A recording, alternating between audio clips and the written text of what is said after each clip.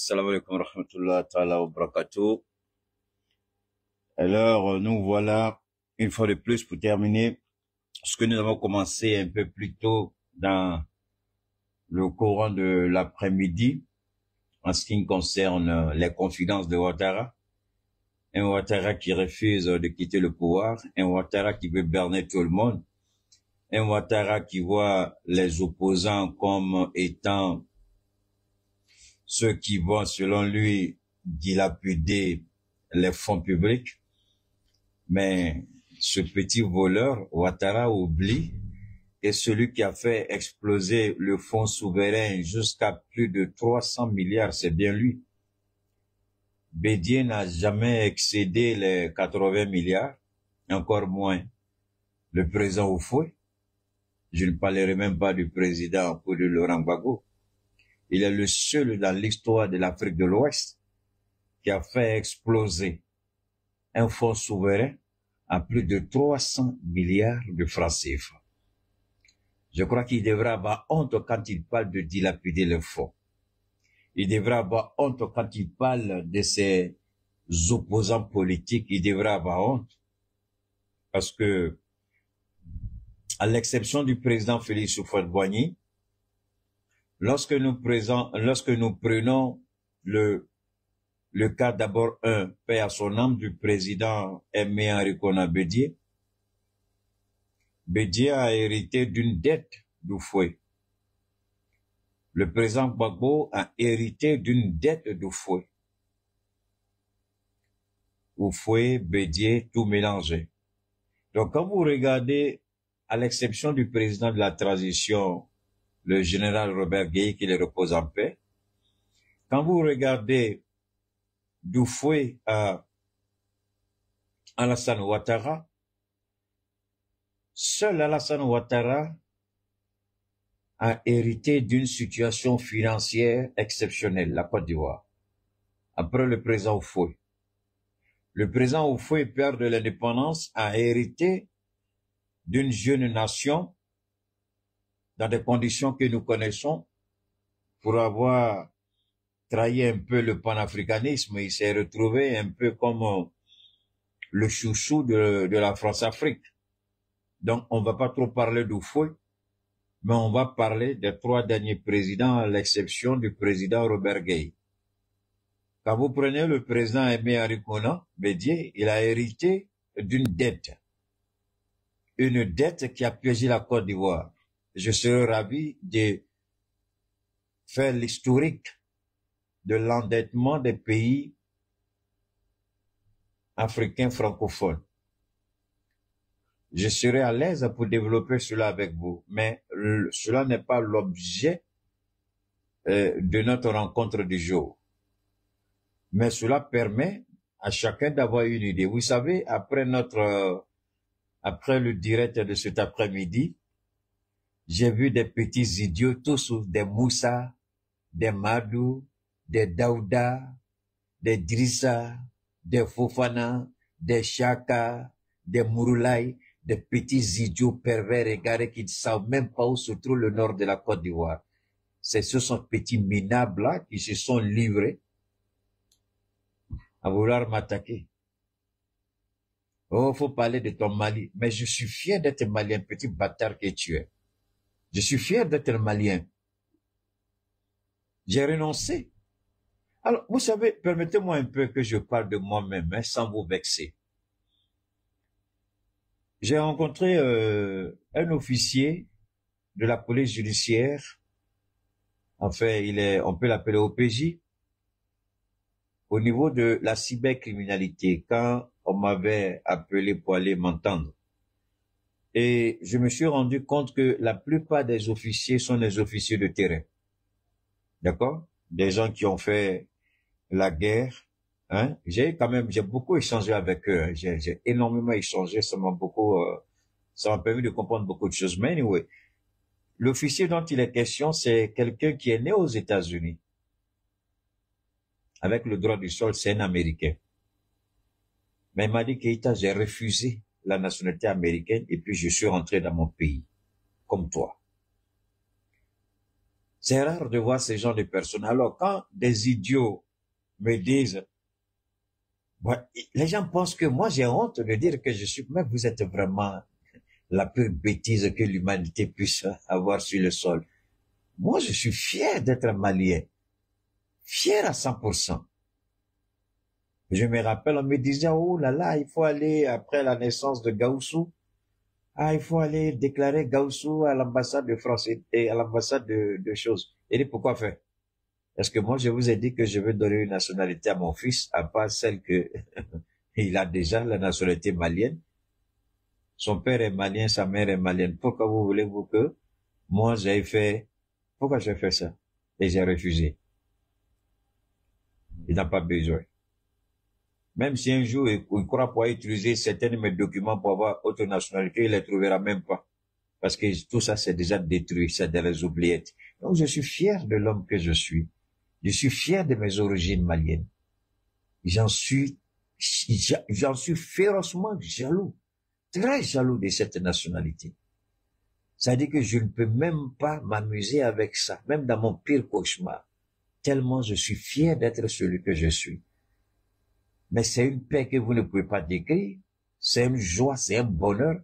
Alors pourquoi voulez-vous que, parce qu'on dise la vérité, si on volerait d'ailleurs ces petits Drissa, ces Chaka, ces Madou, ces Konaté, ratés, pervertis, égarés, vous ne savez même pas d'où vous venez.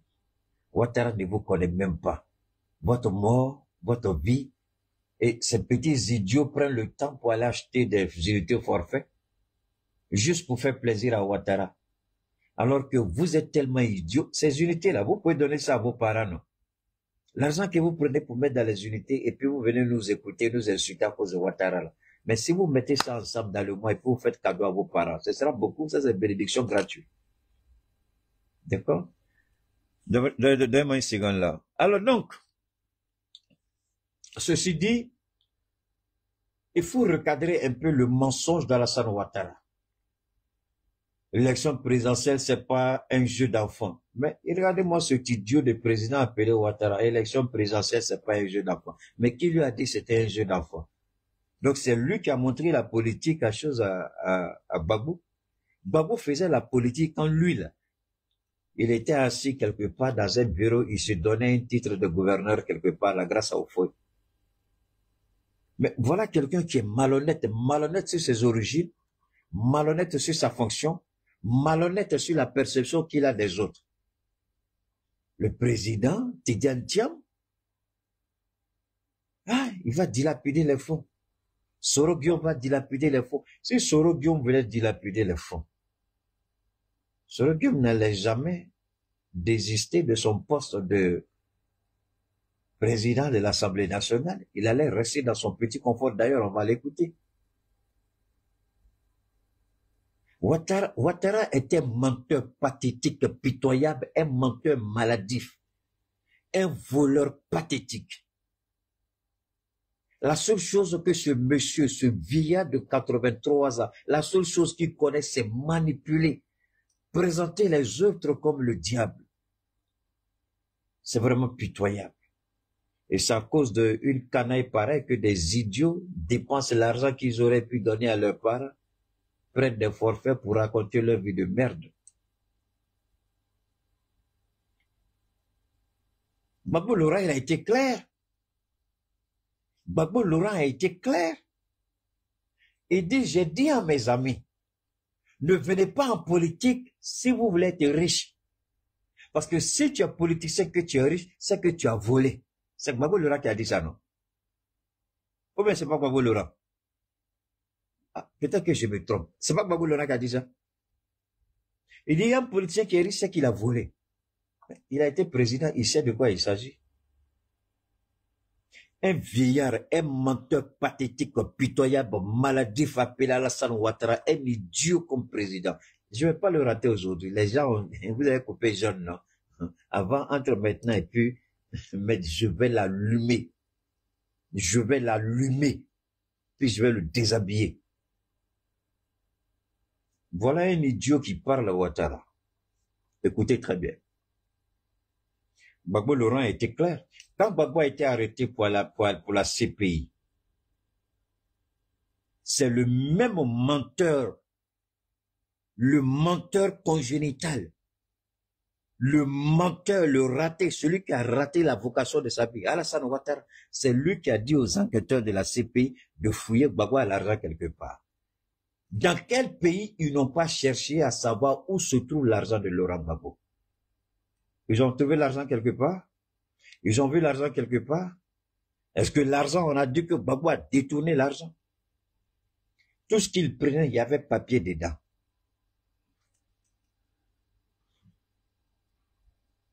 Alors, disons-nous la vérité. Disons-nous la vérité. Tous. Alors, il faut inviter ta maman sur moi, je sais pas. Alors, Gbagbo Laurent, on a fait les enquêtes sur lui après son arrestation. On a trouvé l'argent quelque part. Quand on dit on a fouillé, l'a détourné. Et tout ça, c'était les propos de Ouattara qu'il a testé. C'est lui et Sarkozy qui racontaient ces bêtises à la CPI. Gbagbo était clair. Il dit, allez chercher. Sarkozy, ça m'a amené ici, là. Il dit, et puis il dit, on va rester ici. On ira jusqu'au bout. Rappelez-vous de la phrase. On ira jusqu'au bout. C'est Laurent Gbagbo. Ils sont allés au bout. Menteur pathétique, congénital, appelé Alassane Ouattara. L'argent de Gbagbo, Laurent, on a vu quelque part, on connaissait le budget du Fonds souverain en Côte d'Ivoire. C'était 80 milliards. Gbagbo n'a pas ajouté un centime dessus. C'est Bédié qui a fait monter ça de 60 à 80 milliards. Mais Ouattara l'a fait monter à combien?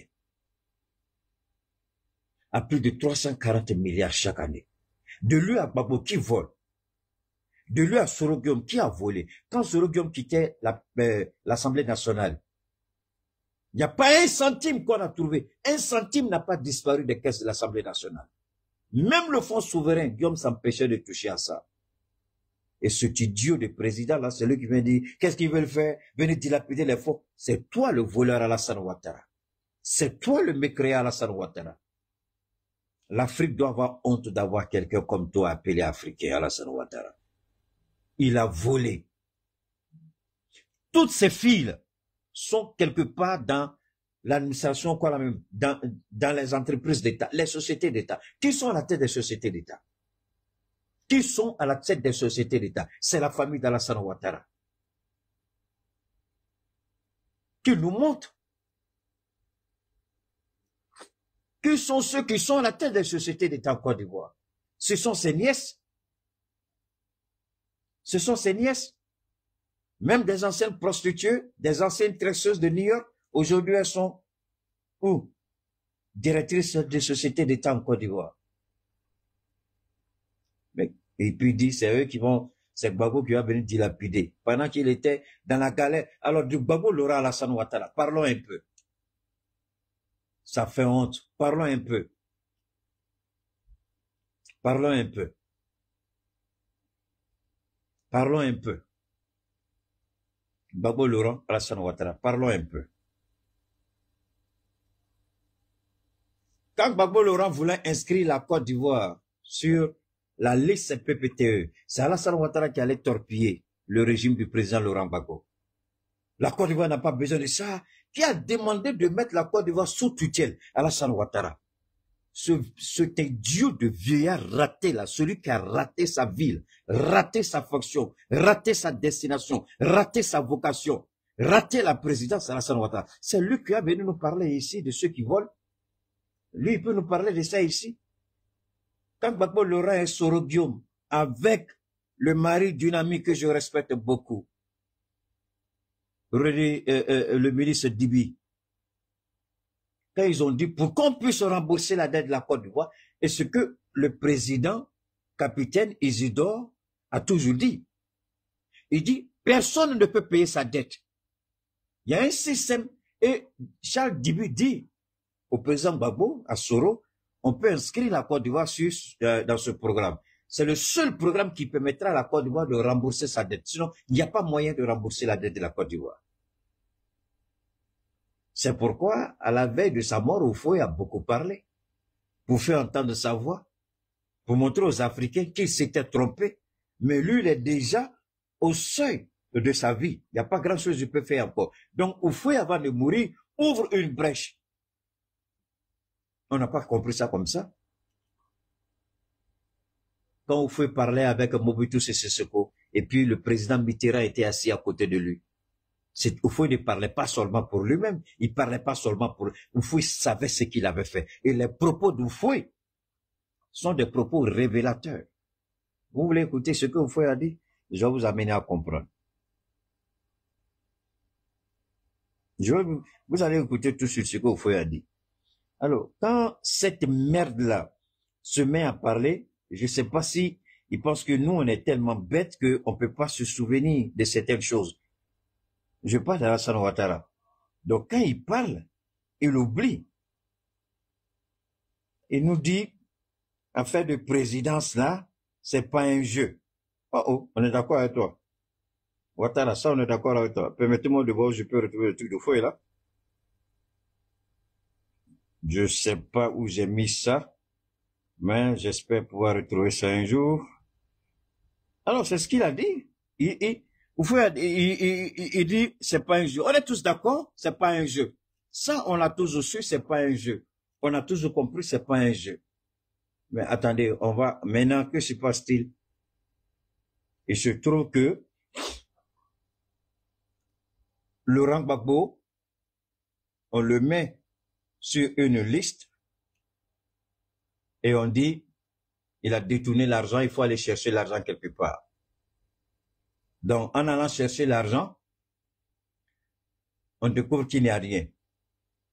Les gens vont fouiller, les gens vont fouiller, les gens vont fouiller, les gens vont fouiller, il n'y a pas l'argent. On dit, ah, Ouattara, on dirait que tu as menti, hein. L'argent là, nous, on ne retrouve pas. L'argent là, nous, on ne retrouve pas. L'argent là, nous, on ne retrouve pas. On dit, ah, si vous ne retrouvez pas ça, que ça n'existe pas. Donc la CPI n'a rien contre Laurent Gbagbo. Et comme Ouattara, c'est un menteur, pour se donner bonne conscience, parce que n'oubliez pas une chose, je le répète, n'oubliez pas une chose. Je ne sais pas au niveau d'ici, on doit avoir un problème avec YouTube, permettez-moi, on dirait qu'on a un problème avec YouTube là. Je vais vérifier rapidement sur YouTube. Il semble qu'on a un petit problème sur YouTube. Je vais voir rapidement. On doit avoir un petit problème sur YouTube là. Donc, dans une seconde, hein, on dirait que YouTube a un petit problème là-bas parce que je vois que c'est compliqué, c'est compliqué. Il semble que c'est bloqué.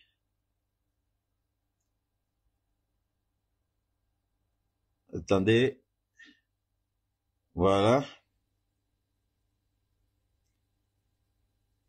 Bon, on va, donne-moi une seconde, hein. Je vais essayer de voir rapidement. Je vais essayer de vérifier ici.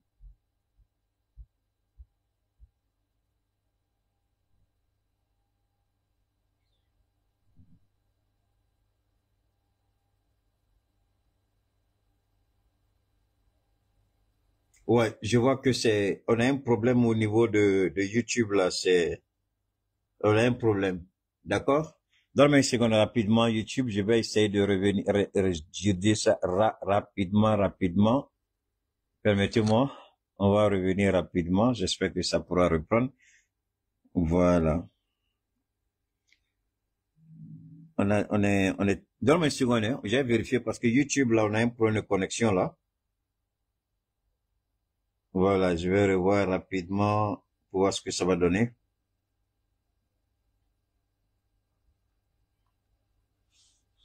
Voilà, je pense que ça doit être bon maintenant. Ouais, c'est bon maintenant. Ouais, c'est bon. Ouais, c'est bon. YouTube, c'est bon maintenant. J'ai rectifié, c'est bon. Ok, c'est bon, on peut aller. Alors donc, comme je disais, toutes mes excuses, il fallait que je règle ici. Alors, le président Koudou Laurent Gbagbo, Ouattara le traite de voleur. Mais Gbagbo n'a pas volé. Gbagbo a hérité d'une dette, la dette d'Houphouët, la dette de Bédié, qu'il a épongée à travers un programme qu'on appelle le programme PPTE. Ce qu'il a bien réussi, et d'ailleurs, c'est à cause du programme PPTE que toutes les portes se sont ouvertes pour la Côte d'Ivoire. Et le vieillard, irresponsable, voleur, crapu, mécréant, sans foi ni loi, insanguinaire, Alassane Ouattara n'a pas hésité à surendetter la Côte d'Ivoire à l'espace de quelques années seulement. À l'époque, quand il venait au pouvoir, on était à moins de 6 000 milliards de dettes. Et nous frôlons aujourd'hui les 40 000 milliards. Et les 6 000 milliards dont il est question, je vous en prie, c'est après les 33 ans de règne d'Oufoué, plus les 9 ans de règne. Bédi a fait combien d'années? Bédi est venu en 93, il est parti en 99, plus les 6 ans de règne de Bédi. Donc, Oufoué a fait 33 ans, plus 6, ça fait 39 ans. 39 ans, on met Gueye, on enlève Gueye, les soins fait de Gueye, et Gbagbo a fait à peu près 10 ans. D'accord? Donc, 43 ans. En 43 ans, je ne calcule pas le général Gueye. En 43 ans, on a laissé dans les caisses de l'État une dette de 6 000 milliards. En 43 ans. Je dis bien, en 43 ans, on a laissé. Ah, c'est ça, non? Est-ce que c'est pas plus que ça? On a bien calculé. 33 ans d'Oufoué, plus 6 ans de Bédié, ça fait 39 ans. C'est pas ça? Plus en 49 ans, en 50 ans. Donc, en 50 ans, on a laissé à Ouattara, je répète, en 50 ans, on a laissé à Ouattara 6 000 milliards de dettes. La Côte d'Ivoire, en 50 ans. Et Ouattara, en 3 ans, a actuellement une dette qui avoisine les 40 000 milliards. En 15 ans. Est-ce que vous comprenez quelque chose ici? De lui, à Gbagbo, qui a volé? De lui, à Bédié, qui a volé? De lui, à Sorogum, qui a volé? De lui, à Fingessa, qui est voleur? De lui, à Simone Gbagbo, qui est voleur? Ici, Keïta ne dit rien de nouveau. Ici, Keïta rappelle les chiffres. Ce menteur pathétique, pitoyable, ce criminel sans foi ni loi, ce mécréant qui n'a pas peur de Dieu, il a dit quelque chose. J'ai dit, Ouattara, je vais te couler jusqu'au jour des élections, par la grâce de Dieu. C'est quand tu vas tomber que je vais arrêter de faire direct sur toi. Revenons encore à nos assiettes. Parce qu'on a encore un plat très appétissant qu'il faut finir. Je répète. En 50 ans, la Côte d'Ivoire a laissé une dette de 6 000 milliards quand Ouattara venait au pouvoir. Après 50 ans, les Ivoiriens ont laissé comme dette 6 000 milliards. Moins que ça. Et Ouattara, en 15 ans de pouvoir, il laisse une dette de 40 000 milliards. De lui à ceux qui l'accusent de voleur. Qui est voleur? Mais attention, attention, attention. Ici, je ne parle que de dette. Ici, je ne parle que de la dette non payée. Mais je ne parle pas, attention, je ne parle pas de l'argent liquide qu'il a eu entre les mains pour gérer la Côte d'Ivoire. Alors là, on se rappelle, il n'y a pas longtemps encore, cette somme avoisinait les 200 000 milliards de dollars. Et ça ferait de francs CFA. Ça, ce n'est pas moi qui le dis, une fois de plus. On n'a fait que la mathématique, on n'a fait que calculer. Et ce qu'on a calculé ici, c'est ce qui est sorti de la bouche du RHDP lui-même. Alors, quand un vieillard comme ça, on nous dit, ils vont venir gaspiller. De toute l'histoire de l'Afrique de l'Ouest, aucun président n'a eu entre ses mains ce que Ouattara a eu entre ses mains pour diriger la Côte d'Ivoire. Je répète, dans toute l'Afrique de l'Ouest, francophone comme anglophone, aucun président n'a eu entre ses mains l'argent que Ouattara a eu à gérer en un temps record. Et là, c'est les Madou, les Drissa, les Ouedraogo, les Chaka, les Doumbia, les idiots avec leur gueule qui pue la merde, c'est eux là qui vont venir nous attaquer. Parce qu'on dit ce qui est vrai. Nous, on n'invente rien ici. Je ne crée rien de nouveau. Tout a été déjà dit et déjà fait. Les chiffres sont là, ce ne sont pas mes chiffres. J'interprète les chiffres, mais ce ne sont pas mes chiffres. 342 milliards de fonds souverains. Est-ce que moi, c'est mon chiffre?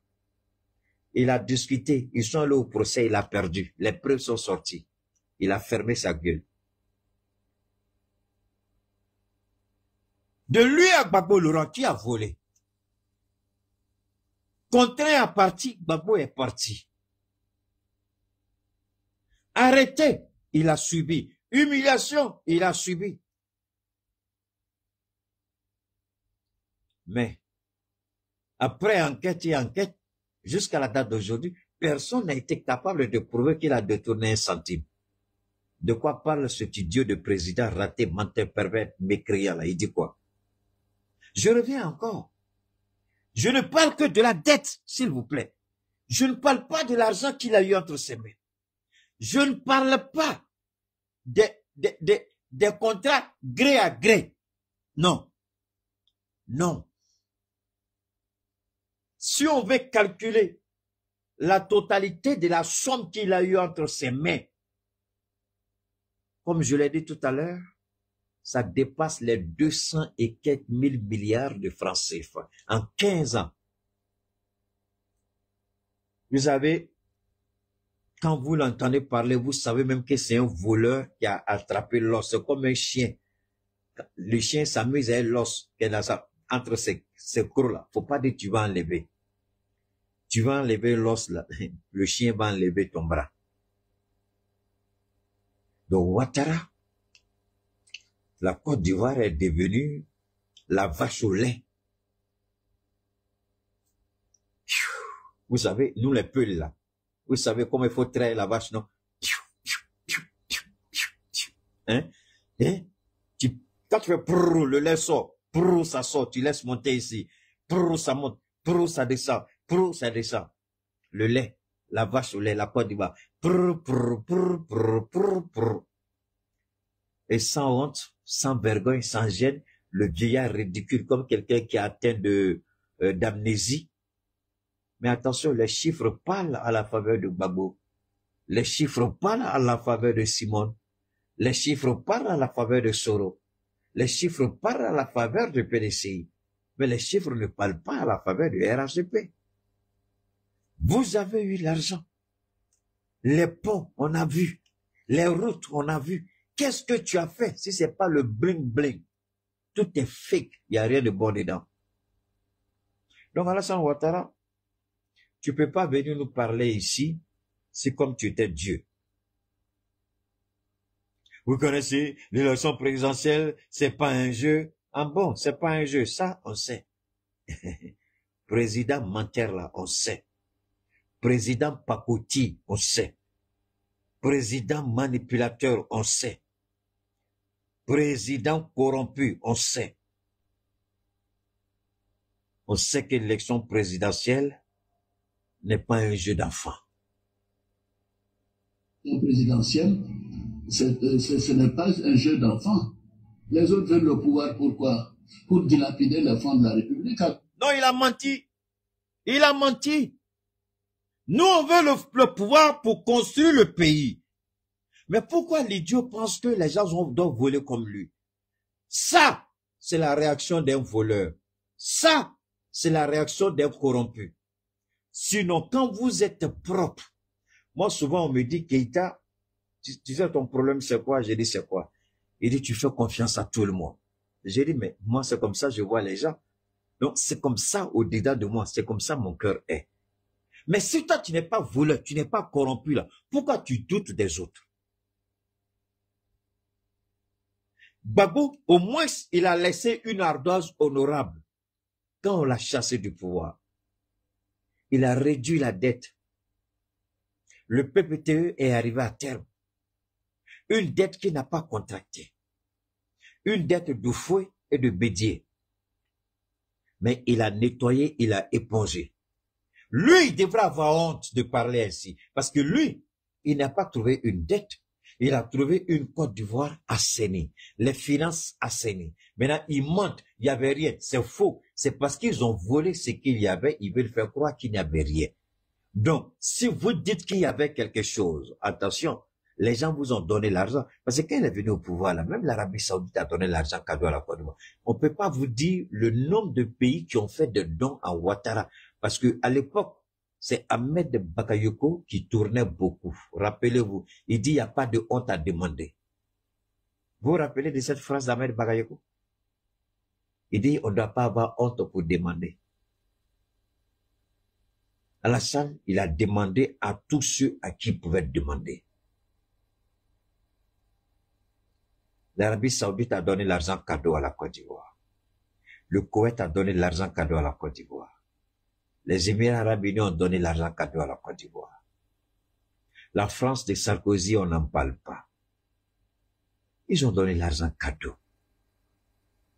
Même cette histoire de la casse de la BCEAO, pourquoi ils ont fait le procès?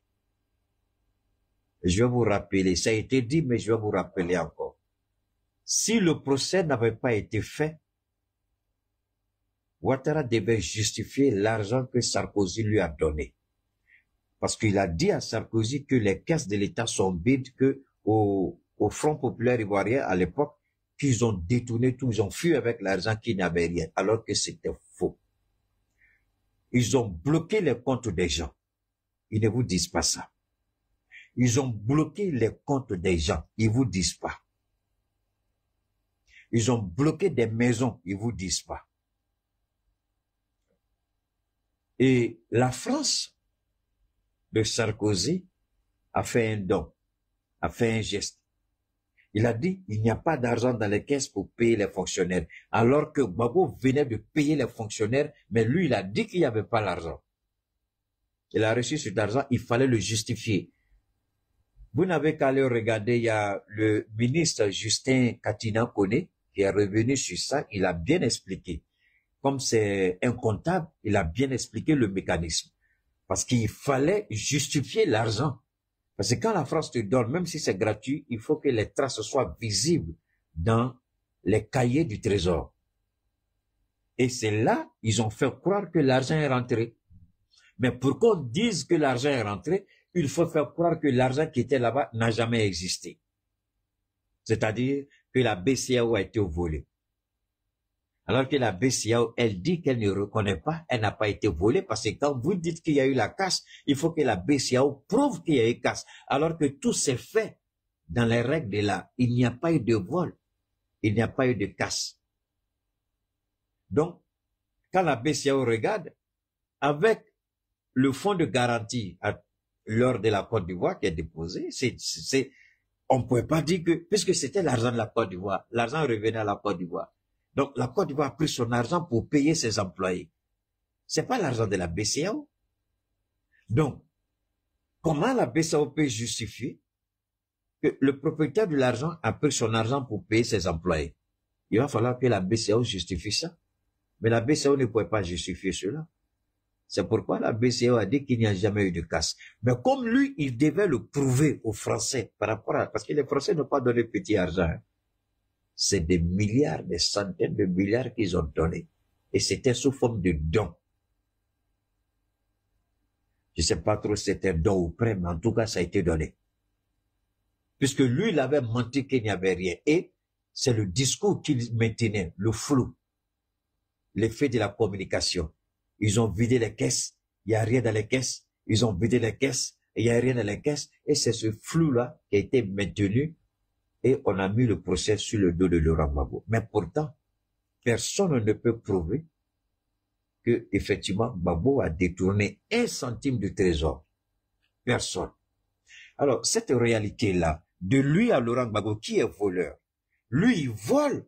Il fait tout pour étouffer le vol qu'il a commis. Il fait tout pour étouffer le braquage. Mais ce n'est pas Gbagbo qui a volé. C'est Alassane Ouattara qui a volé l'argent des Ivoiriens. Il a volé le prêt. Donc, il faut qu'il justifie. Alors, il a volé, mais je peux même dire qu'il a volé 2 fois. Parce que le reste, les jetons qui étaient, les milliards de jetons qui étaient dans la BCAO là, ils ont pris tout ça. Si tu parles, parce que je me rappelle bien, je vais vous dire encore une chose. Ceux qui ont assisté à ce qu'ils ont appelé l'audit de Ouattara, quand les FRC sont arrivés dans certaines banques sur place à Abidjan, c'est eux qui devaient faire le constat que les caisses étaient vides. Donc c'est eux qui se sont chargés des sacs d'argent pour sortir. Ça, il y a témoin, au moins il y a témoignage.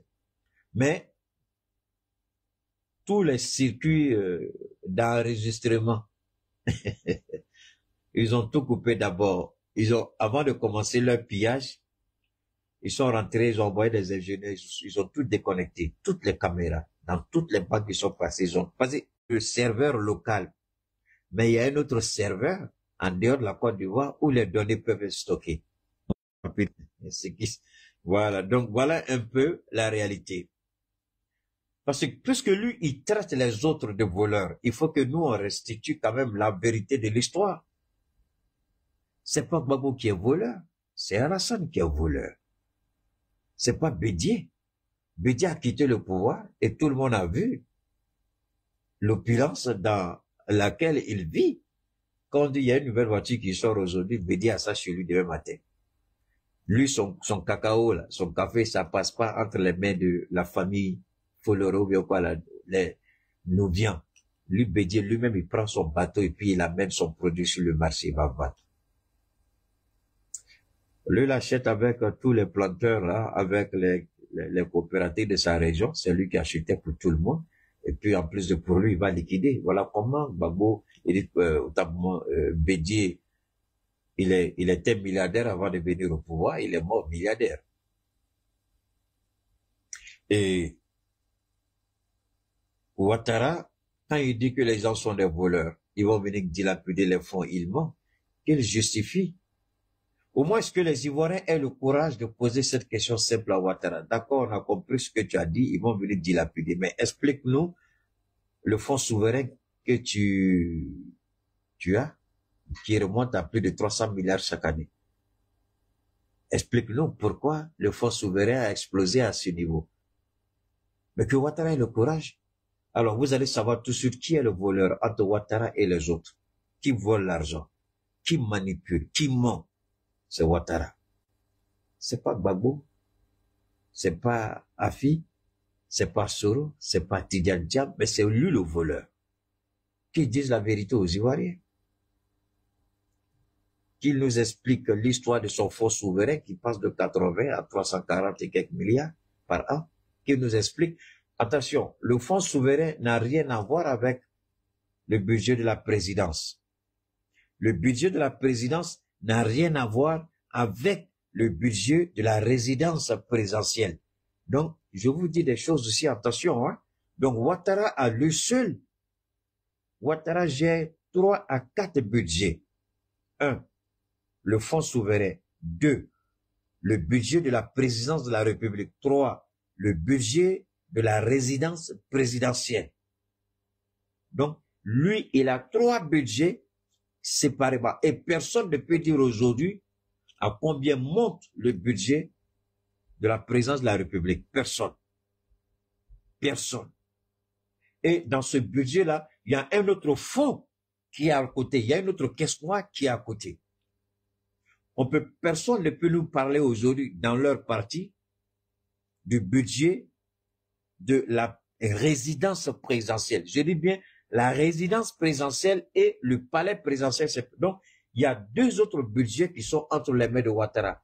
Le budget du palais présidentiel, le budget de la résidence présidentielle, puisque c'est sa résidence qu'il a convertie en résidence présidentielle.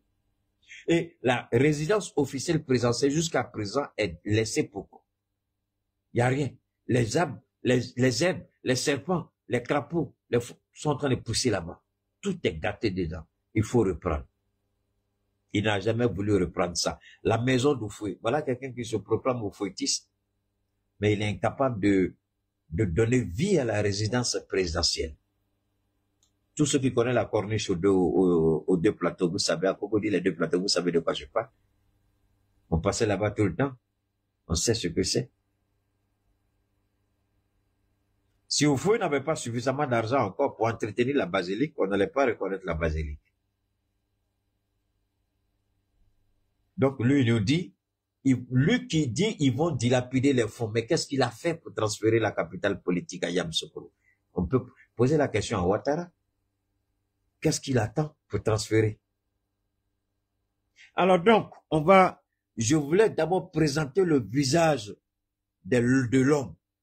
Ouattara est un menteur congénital, un menteur pathétique, un menteur pitoyable. Ouattara est une menace pour la stabilité en Côte d'Ivoire et en Afrique de l'Ouest. Ouattara, de son accession maladive au pouvoir, à la date d'aujourd'hui, il a eu entre ses mains l'argent liquide à plus de 200 000 milliards de francs CFA, y compris tout. Mais aujourd'hui, la dette que Ouattara laisse à la Côte d'Ivoire avoisine les 40 000 milliards de francs CFA. Alors, de lui, Ouattara, à Gbagbo, qui a volé? Gbagbo, malgré la rébellion qui a divisé le pays en deux, Gbagbo a réussi à payer la dette ivoirienne. Il a réussi toutes les conditionnalités imposées par le programme PPTE, pays pauvre très endetté. Il a réussi. Et c'est parce qu'il a réussi cela, Ouattara devrait avoir honte. La malhonnêteté de Ouattara est une malhonnêteté congénitale et maladive. Cette malhonnêteté, c'est ce qui le détruit. Cette malhonnêteté, c'est ce qui est en train d'accentuer le cancer, sinon les cancers. Chris Yapi dit qu'il a un seul cancer. Il a menti, Chris Yapi. Alassane Ouattara a 2 cancers. Il a le cancer de la prostate qu'on veut nous cacher. Il a le cancer de la gorge que Chris Yapi a révélé. Donc le vieux, il est foutu à tous les niveaux. Alors, il y a cette réalité que chacun devrait essayer, avant de dire que les autres volent, montre que tu as été un bon exemple. Pendant que les Ivoiriens végètent, pendant que les Ivoiriens vivent la misère, et c'est ce que notre président demande. Il dit, il ne s'agit pas. Regardez sa bouche tordue là. Écoutons-le une fois de plus. Écoutons-le encore. Ce n'est pas un jeu d'enfant. Les autres veulent le pouvoir, pourquoi?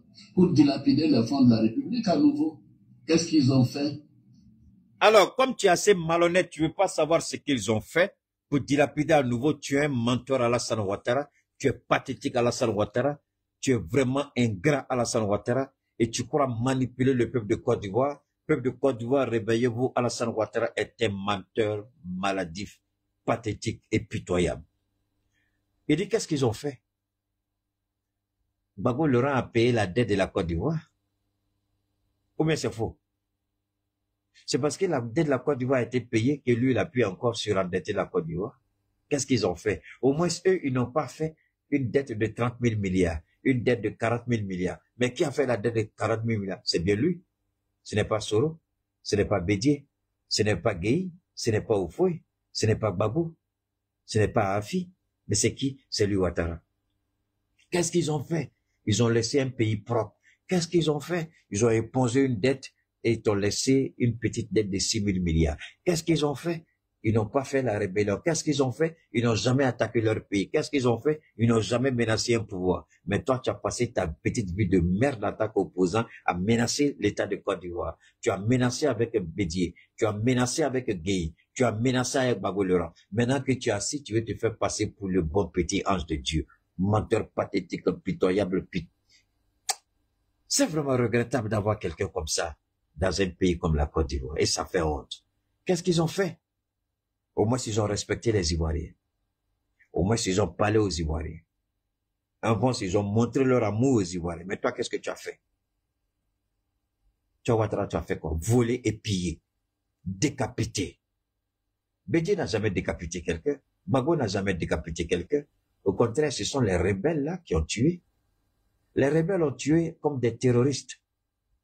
Quand ils ont échoué la prise de pouvoir à Abidjan le 19 septembre 2002, quand ils se repliaient sur Bouaké, Dieu seul sait les crimes qu'ils ont commis.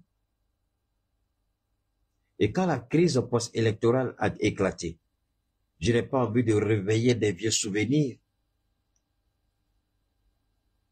Attends, il y a un petit bâtard là qui est là. Je vais le dégager de mon direct. Ah, permettez-moi.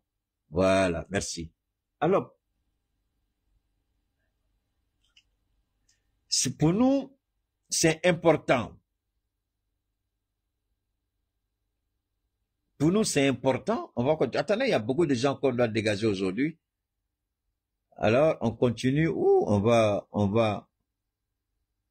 enlever plein d'égal. Voilà, il y a ouf. Non, c'est propre. Alors donc, on continue. Pour nous, c'est ça.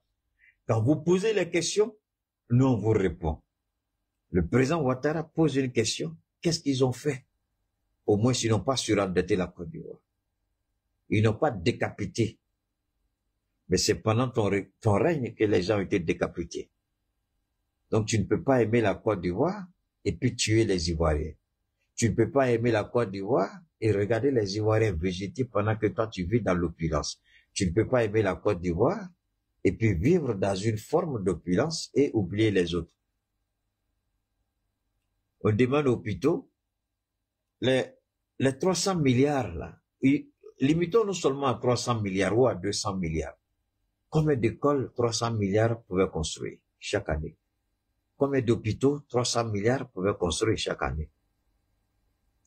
Sont pas sur la base ne serait-ce que de 10 ans. Ça fait 3 000 milliards. Combien d'hôpitaux haut de gamme que 3 000 milliards pouvaient construire pour les Ivoiriens? Tu poses la question de toi à Gbagbo. Qui a volé? C'est toi. C'est pas Gbagbo. En 10 ans de pouvoir, au minimum. Si on veut calculer les 15 ans, prenons 10 ans de pouvoir. Les 5 années là, laissons ça à côté, on va revenir après. En 10 ans seulement, tu as eu à peu près 3 000, combien? C'est ça? 3 000 combien? 10 ans, ça fait quoi? 34 000? Ça fait 3 millions, 3 milliards, c'est ça? C'est 342 milliards, c'est ça? Donc ça fait combien? 342 milliards chaque année. Et moi, je suis en train de faire un faux calcul. Hein. Et calculez pour moi ici. On va seulement sur 340 milliards. Laissons le reste. Donc 340 milliards multiplié par 10, ça fait 34 000 milliards. Wow. Combien 34 000 milliards, combien d'hôpitaux 34 000 milliards peuvent construire en Côte d'Ivoire? Merci beaucoup. 35 450, d'accord. Combien d'hôpitaux? Non, on a qu'à aller seulement sur la base de 34 000. Combien d'hôpitaux 34 000 milliards peuvent construire? Combien d'écoles 34 000 milliards peuvent construire? Et Ouattara dit, les autres, qu'est-ce qu'ils veulent faire les autres? Si ce n'est pas pour dilapider. On parle seulement pour le moment du fonds souverain.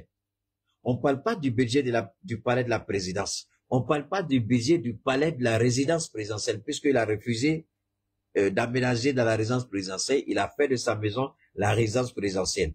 Ça peut se comprendre. Donc, calculons ensemble. Pour que les Ivoiriens comprennent bien pour faire un bon choix. Ils disent qu'ils ont un bilan qui parle pour eux.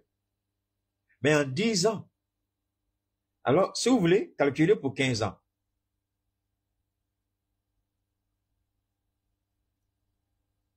Attendez, il y a un petit idiot qui dit, pour travailler, il faut l'argent. Il y a un petit idiot à qui je vais répondre. Pour travailler, il faut l'argent.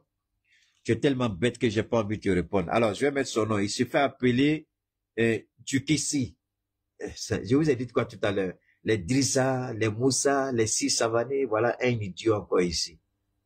Il dit pour travailler, il faut l'argent. Petit, tu es tellement bête. Est-ce que je dois répondre à quelqu'un comme ça? Vous voulez que je réponde à lui? À cette personne, à cette bête-là? Vous voulez que je lui réponde? Pour travailler, il faut l'argent. Vous pensez que pour travailler, il faut l'argent? Alors, permettez-moi, comme c'est un idiot là, je vais l'aider un peu. Dès que j'ai fini, je le bloque. D'accord? Je le bannis en même temps. Pour travailler, c'est pas l'argent. Ce sont les idées. Pour travailler, ce sont les idées. Ce sont les idées. Il faut d'abord avoir l'idée. Il faut de laisser tomber. D'accord. On me dit de ne pas répondre, donc je le bannis en même temps. Permettez-moi de le bannir en même temps. Voilà. Alors, donc, on continue maintenant. On m'a dit de ne pas le bloquer, on m'a dit de ne pas répondre. Tu n'as pas, l'argent va faire quoi? Vous n'avez pas vu des gens, le papa est mort et puis il a laissé une fortune, des milliards, et puis les enfants, ils ont brûlé ça en un an, ils sont devenus les plus pauvres du monde. On n'a pas besoin de ça. Un hôpital pour 15 milliards, non.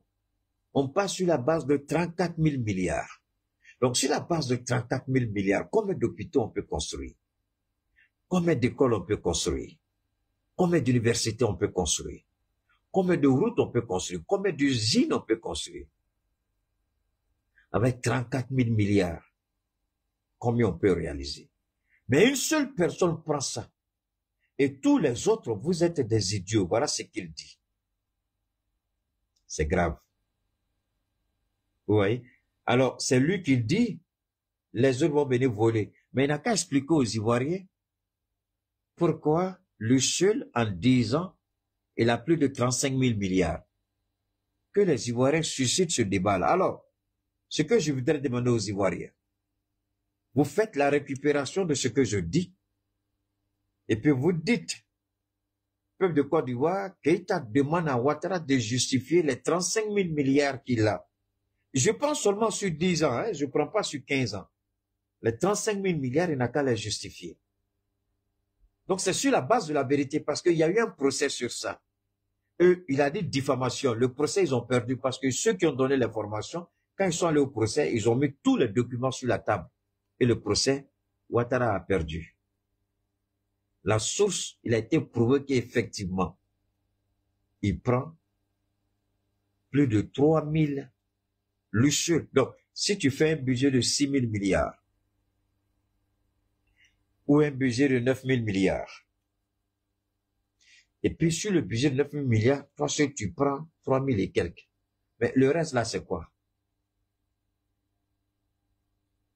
Le reste là, c'est quoi? Le reste ne peut rien réaliser dans le pays. Alors, moi, je donne des chiffres ici simples. Hein? Le budget, supposons que le budget de l'État de Côte d'Ivoire avoisine les 10 000 milliards par an. D'accord? Supposons que le budget avoisine les 10 000 milliards.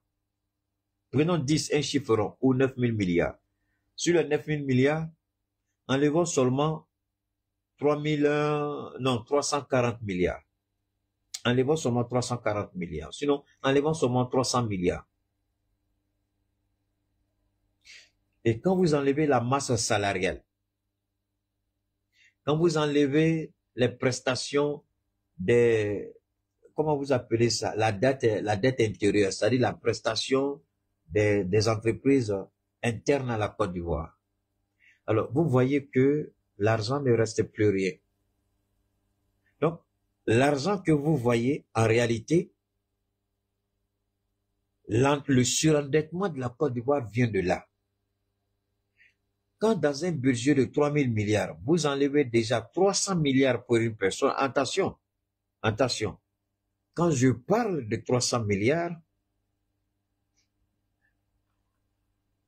quand je parle ici, je ne réponds pas aux gens quand je fais mon interview, pardon. Il faut laisser ça tomber, il faut lui répondre. Alors, je reviens encore. Je reviens encore. Quand vous avez un budget de 9 000 milliards, et puis, le budget de souveraineté seulement prend 340 milliards. Le budget de la présidence, qui va tourner peut-être autour de 10 milliards, sinon 20 milliards. Ça vous fait déjà combien?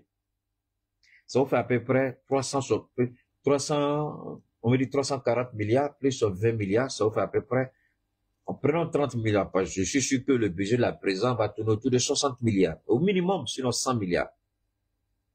Oui, je parle du budget de la présidence. C'est pas en dessous de 100 milliards. Donc, on va sur un chiffre rond de 100 milliards. Ça vous fait déjà 440 milliards.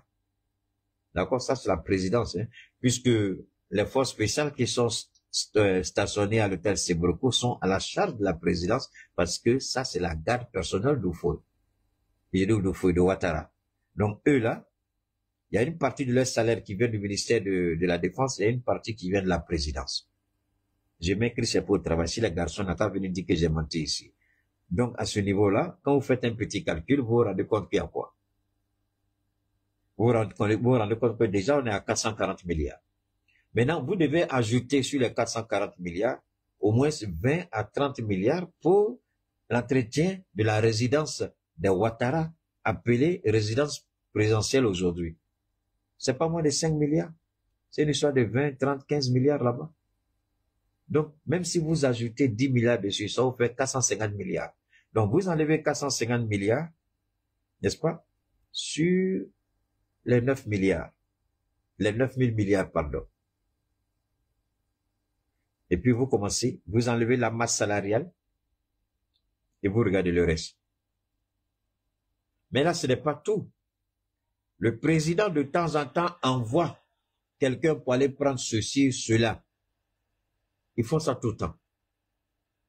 Donc, quand vous regardez tout ça, on se retourne dans une histoire d'à peu près 500 milliards, qu'on enlève une ponction de 500 milliards sur à peu près 9 milliards, sur 9 000 milliards. Donc, vous vous retrouvez avec une histoire de 8 500. Sur les 8 500, quand vous enlevez la masse salariale, c'est énorme. C'est énorme. Il ne reste plus rien. Les ministères ont quoi? Pour fonctionner avec quoi? Donc, quand Ouattara dit, par exemple, les autres vont venir faire quoi? Mais qu'il justifie d'abord lui-même là, pourquoi il a besoin de 340 milliards comme fonds de souveraineté? Qu'il justifie les 100 milliards du palais de la présidence, les 20 ou 15 milliards pour sa résidence personnelle, qui justifie ça? Donc, la question ici, Ivoirien, Tidjane Thiam a répondu à cette question-là. Il ne s'agit pas de ma nationalité, mais il s'agit de votre bilan de 15 ans. En 15 ans, vous avez fait quoi? Alors, quand vous écoutez ici, je vais vous laisser écouter ce message-là jusqu'au bout pour que vous puissiez vous faire une idée de ce que Christ a pu dire par moment, parce que lui-même, par moment, il dit des bêtises que j'ai pas envie je vous amène ici, donnez-moi une seconde. On va revenir à Simone Gbagbo, voilà, ici. On va écouter ça. Le message que Télé Brahima Ouattara, dit photocopie, a lancé hier à ses principaux généraux, aux autres chefs militaires qui étaient donc avec lui. C'est une information breaking news que nous partageons avec vous.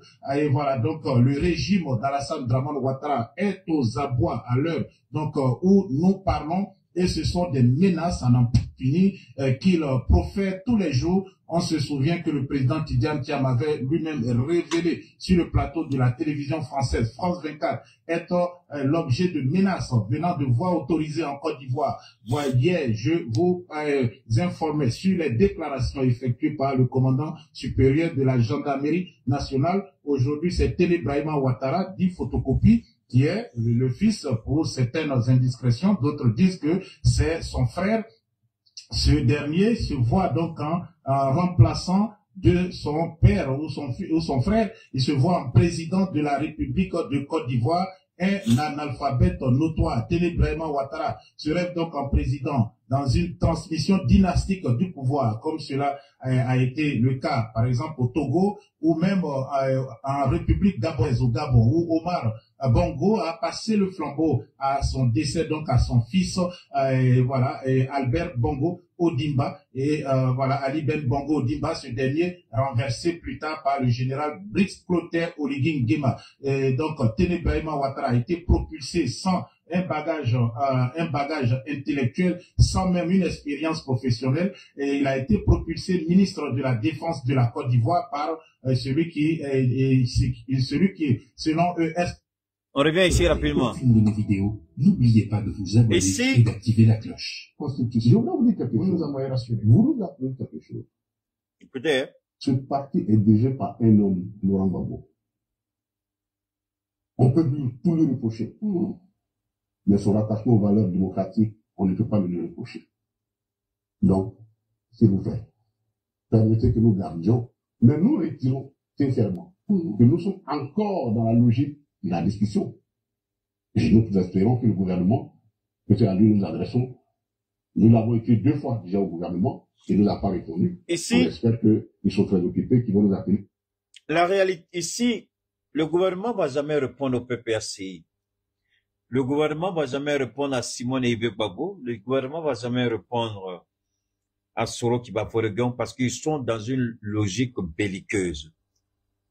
Ouattara, je vais vous dire exactement ce que Ouattara veut faire. Et je n'oblige personne à me croire. Mais quand je tiens ces gens de propos, ce que je dis toujours, j'espère de tout cœur que je me trompe. Et j'espère me tromper de tout cœur. C'est ce que je dis toujours. Il y a une chose, si vous connaissez l'homme,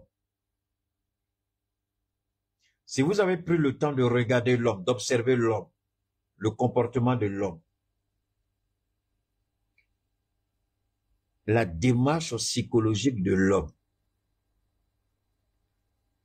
tout de suite, tout bon observateur, tout bon analyste de la politique internationale, lorsque tu veux aborder un sujet précis par rapport à un dirigeant de ce monde, tu as une idée sur la personne. Tu connais la démarche psychologique de la personne. Comme on dit, le chien ne change pas sa façon de s'asseoir. Ouattara est dans une logique que je voudrais révéler au monde et aux Ivoiriens. Ouattara estime que le minimum qu'il peut faire au pouvoir, c'est 20 ans. Vous vous rappelez que je vous ai fait une description spirituelle des 20 ans? 20 ans. Mais, c'est malgré lui-même qu'il envisage de voir si c'est à sa nièce ou à son fils qu'il faut laisser le pouvoir. Parce qu'il a compris que chaque chose a un début et une fin. Et lui, Ouattara, il n'est plus loin de sa fin. Dieu merci, il a commencé à le comprendre. Non pas parce que il est habité par l'esprit de la sagesse, non. C'est parce que cette vérité absolue et cruelle s'est imposée à lui. Il est obligé de regarder ce qu'il est aujourd'hui, à quoi il ressemble aujourd'hui, pas à qui, mais à quoi. Je répète, pas à qui, mais à quoi il ressemble aujourd'hui. C'est malgré lui-même qu'il est obligé d'accepter son état de défaillance, de chute morphologique, de chute sanitaire. Et il est obligé de reconnaître ça. Je reviens. Donc, la démarche de Ouattara, d'abord, il aurait, et son souhait le plus absolu aurait été de se venger de faute. Ma chérie Clemcia est là. Et tous ceux qui me suivent depuis des années, j'ai toujours dit que Ouattara était dans une logique de vengeance. Rappelez-vous, je suis constant dans ce que je dis. Donc, allez encore en arrière et puis regardez. Donc, je répète, Ouattara est dans une logique de vengeance. Et c'est à cette époque-là que je suis sorti, je me rappelle, et j'ai dit au PDCRDA, faites attention, ne tombez pas dans le jeu de Ouattara. Il n'y a pas de RHDP. Et d'ailleurs, pourquoi c'est le PDCI qui est le plus vieux parti de ce pays-là qui va se phagocyter à un parti qui vient de naître? Pourquoi le RHDP ne devait pas se fondre dans le PDCI et c'est le PDCI qui va se fondre dans le RHDP? Pourquoi vous voulez faire ça? Depuis quand un fils dit à son père, c'est toi qui vas porter mon nom? C'est le fils qui porte le nom du père et non le père qui porte le nom du fils. Alors, pourquoi le PDCRDA va porter le nom du RHDP au lieu que le RHDP porte le nom du PDCRDA? Et j'ai dit au président Bédié, ne te trompe pas. Et c'est ce refus qui a entraîné la mort de Bédié. Les péripéties que vous connaissez. Et c'est le refus de Soro Guillaume d'adhérer à ce parti. C'est ce qui justifie aujourd'hui. Donc, de lui à Gbagbo-Leura. De lui à Gbagbo-Leura. Je vais vous ramener ici encore pour que vous compreniez bien de ce dont il est question. De lui à Gbagbo-Leura. Gbagbo-Leura, je répète, de lui à Gbagbo-Leura, permettez-moi ici, s'il vous plaît. Je vais vous faire écouter ça d'abord. Je vais vous amener ici rapidement. Permettez-moi de vous ramener ici rapidement. Permettez-moi, ici. Parce que c'est, ici, c'est, je voudrais vous ramener ici, s'il vous plaît. Voilà. Ici. Écoutons ici. Ce que je regrette dans ce que Alassane fait, même si c'est 30 secondes qu'il considère que je l'ai aidé, cette maison-là, c'est autant de Gbagbo que je l'ai acquise. Quand je dis acquise, c'est quoi? C'est très simple. Je devrais être logé en ma qualité de Premier ministre. J'étais logé à l'hôtel du Golfe. Le président Gbagbo un jour m'a dit, le Premier ministre de Côte d'Ivoire ne peut pas loger à l'hôtel. Il faut qu'on lui trouve une résidence officielle. Alors, de Gbagbo à ce voleur, ce criminel, ce menteur, ce corrompu, ce lâche, ce mécréant Alassane Ouattara, de lui à Gbagbo Laurent, qui a le sens élevé du devoir, qui a le sens élevé du patriotisme, qui a de l'amour pour la Côte d'Ivoire. Ce que lui, il a fait là, Oufoué, non. C'est Oufoué qui a appelé Gbagbo de revenir avec les ballas. Mais lui, qu'est-ce qu'il a fait? Tout ce que Oufoué a fait rentrer, il est sur le point de les faire sortir tous. Mais il y a une dure réalité de la vie, de l'existence humaine. Il y a ce qu'on appelle la condition humaine. La condition humaine est liée par un élément qu'on appelle en philosophie la causalité, cause à effet. Vous naissez, vous grandissez et vous mourrez. Mais entre les deux, il y a un Sénégalais, un politicien sénégalais qui a dit c'est l'usure du temps. Ancien spermatozoïde, futur cadavre. Entre les deux, c'est l'usure du temps. Comment vous allez vous réaliser? Comment vous allez finir? Comment vous allez marquer votre passage? Mais je vous jure, au nom de tout ce qui m'est cher dans ce mois saint de Ramadan, après la mort de Ouattara ou après la chute de Ouattara ou après la fuite de Ouattara, vous allez voir les mêmes hommes de Ouattara parler de Ouattara. Parce que ils vont parler de lui. Quand il ne sera rien, quand il n'aura aucun levier du pouvoir, ils vont parler de Ouattara. Ils vont vous rappeler la dure réalité que je rappelle aujourd'hui ici, que des idiots viennent écouter. Et puis ils insultent, il ne faut pas vous en faire. Donc voilà qui est Alassane Ouattara. Donc, cette réalité, je n'ai pas fini, hein. Je vous ramène ici.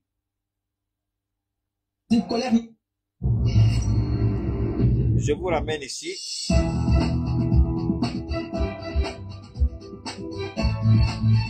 On va écouter ça. Mesdames et messieurs les députés, j'ai été saisi en vue de l'ouverture d'une session extraordinaire conformément aux dispositions de l'article 95 de la Constitution. En conséquence et en application des dispositions de l'article 95 alinéa 1 de la Constitution et de l'article 3 alinéa 5 du règlement de l'Assemblée nationale, je déclare ouverte la première session extraordinaire de l'année 2019. Ok. Donc, depuis Mesdames et messieurs, chers collègues, Soro va rentrer dans les détails. Ce n'est pas de ça qu'il s'agit ici, même si ça fait partie. Pour que les Ivoiriens se rappellent, ne commettez pas l'erreur. L'erreur a été commise à 3 reprises. En 2010, c'était pas une erreur. Ils ont truqué les élections en 2010. Et c'est ce que Tidjane Thiam a compris quand Tidjane Thiam est venu. Pourquoi aujourd'hui, ils veulent liquider Tidjane Thiam au PDCRDA? Il appartient aux Ivoiriens en Côte d'Ivoire. Il appartient aux Ivoiriens, pas seulement au PDCRDA. Je peux ne pas être d'accord avec Tidjane Thiam sur beaucoup de points. Mais je peux jamais dire que Tidjane Thiam n'aime pas ce pays. Et je ne vais jamais m'associer ni à Chris Yapi, ni à toutes ces merdes et ces cliques qui disent que c'est le pion de la France. Ça ne m'intéresse pas, je ne crois pas à ça. Tidjane Thiam, aujourd'hui, même si Tidjane Thiam m'appelle pour dire que tu as besoin de quoi pour que je puisse t'accompagner, j'ai dit ton argent, il faut mettre dans ta campagne. Par la grâce de Dieu, je ne manquerai de rien. D'accord? Je répète, par la grâce de Dieu, je ne manquerai de rien. une dernière fois, par la grâce de Dieu, je ne manquerai de rien. Prends ton argent, mets dans ta campagne. Nous, on ne le fait pas pour avoir l'argent avec quelqu'un, mais on le fait pour que le peuple puisse vivre aisément. Pour que toutes les opportunités, parce que ce pays-là, c'est pas parce que j'ai renoncé à cette... Mais attention, vous croyez que ma soeur Babou qui est là, elle va, demain, si j'arrive à Abidjan et que le dictateur criminel, il n'est plus là, moi, j'arrive à Abidjan. Les gens, vous savez combien de portes me seront ouvertes? On dit qu'il est même à Abidjan, là. Les gens vont, aéroport, là même, ils vont bloquer, port même, je peux pas sortir dedans. Parce que celui qui a parlé, on veut le voir aujourd'hui. Il est où? Il est là. Mais ça va arriver. Dieu fera que ça va arriver. Donc, quand nous on parle parce qu'on sait que tôt ou tard, un jour, pas que je vais dire, redonnez-moi ma nationalité, ça c'est terminé. Je suis malien, je vais mourir malien, c'est terminé. Mais ce que je veux dire, que ce soit la Côte d'Ivoire ou bien d'autres pays, forcément, selon le programme de Dieu, un jour on va se retrouver quelque part. Donc, quand nous on parle, on ne parle pas pour mettre le péril, c'est-à-dire pour mettre le pays en péril. Mais on parle pour que ceux qui sont devant, les menteurs, les corrompus, ceux qui volent et qui pillent, on parle pour exposer leurs mensonges. Vous avez une idée de combien de personnes qui souhaitent que j'arrive en Côte d'Ivoire? Sans me vanter, vous n'avez même pas une idée. Même dans le gouvernement de Ouattara, il y a des ministres qui sont prêts à ce que je vienne chez eux. Parce qu'ils savent que ça là, c'est du faux, ça va pas le loin. Tidiane Thiam, il a dit, Soro Guillaume l'a dit, Bago l'a dit, Bédié l'a dit. Les gens ont honte de prendre photo avec eux, mais ils appellent et puis ils parlent. Moi, je ne peux pas dire nom de quelqu'un ici. Si Tidiane Thiam a protégé leur nom, Bédié a protégé leur image, Bago les protège là, Soro les a protégés, pourquoi c'est moi j'ai dit ça ici? Mais moi, je ne parle pas de, non, je ne parle pas de pour eux, hein. Je parle de moi, ma relation que j'ai à Abidjan. La relation que j'ai dans le gouvernement de Ouattara. La DST peut se tuer, avoir tous les logiciels au moins, la DST ne pourra jamais savoir avec qui je parle en Côte d'Ivoire. Jamais ça n'arrivera. Parce que je sais quel genre de matériel j'utilise aussi souvent. Je n'ai rien de, mais je protège ceux qui m'apprécient. Personne ne me donne information, mais je protège ceux qui m'apprécient. Je protège ceux qui me respectent. Alors, on va pas passer, forcément, on va arriver à Abidjan, forcé. Wallahi billahi, par la grâce de Dieu, on va rentrer là-bas. Mais à ce moment-là, lui, il ne sert à rien. Donc, ce que nous disons ici, nous révélons la vérité, le mensonge qu'il veut vendre là. Nous, on vient, on dit, c'est fou ce que tu dis. Explique d'abord aux Ivoiriens les 35 000 milliards là, en 10 ans. Il faut expliquer. Babo l'a dit, c'est un politicien riche, c'est que c'est un voleur. C'est que Ouattara, tu es un voleur. Il faut nous expliquer les 35 000 milliards là. Parce que si on multiplie ton fonds souverain, le minimum c'est 34 000 milliards, sinon plus de 35 000 milliards en 10 ans. Mais comment quelqu'un peut s'asseoir sur une fortune en 10 ans de 34 000 milliards? Ou bien, c'est pas ça. C'est exagéré. Lui, il va aller tout ça où? Il va aller tout ça là-haut. Tu vas aller tout ça là-haut. Il fait quoi avec tout ça? Il va aller tout ça avec où? Et pendant ce temps, les Ivoiriens végètent. Ça, ce n'est pas fini. Il dit, mon bilan parle pour moi. Voilà un président qui fait accoucher les femmes dans des cimetières sur des tombes. Il dit, mon bilan parle pour moi. Mais les images là de ces femmes qui ont accouché dans les tombes là, enfin, au-dessus des tombes, autant pour moi, dans les cimetières, sur les tombes, les images sont là. À Koumassi, les images sont là. Les élèves que vous avez expulsés et cassés les écoles, les mosquées que vous avez cassées, tu dis les images, tu dis ton bilan parle pour toi, on sera ravi de te présenter ces images-là. Et le peuple devra s'en souvenir. Ce qu'il a fait, il a cassé des écoles, il a cassé des églises, il a cassé des mosquées et des femmes ont été chassées dans la rue pour aller dormir sur des tombes dans des cimetières. À la date d'aujourd'hui, ces soi-disant terrains qu'on a fait occupation illicite, on dit déguerpissement là, ils n'ont pas venu nous montrer un seul terrain qu'ils ont construit. Et aujourd'hui, qu'est-ce qu'ils sont? Il y a un problème de litige foncier. Dieu sait faire les choses. Quelqu'un a écrit tout à l'heure, chaque chose a son temps. Chaque chose a son temps, Quelqu'un a écrit ça.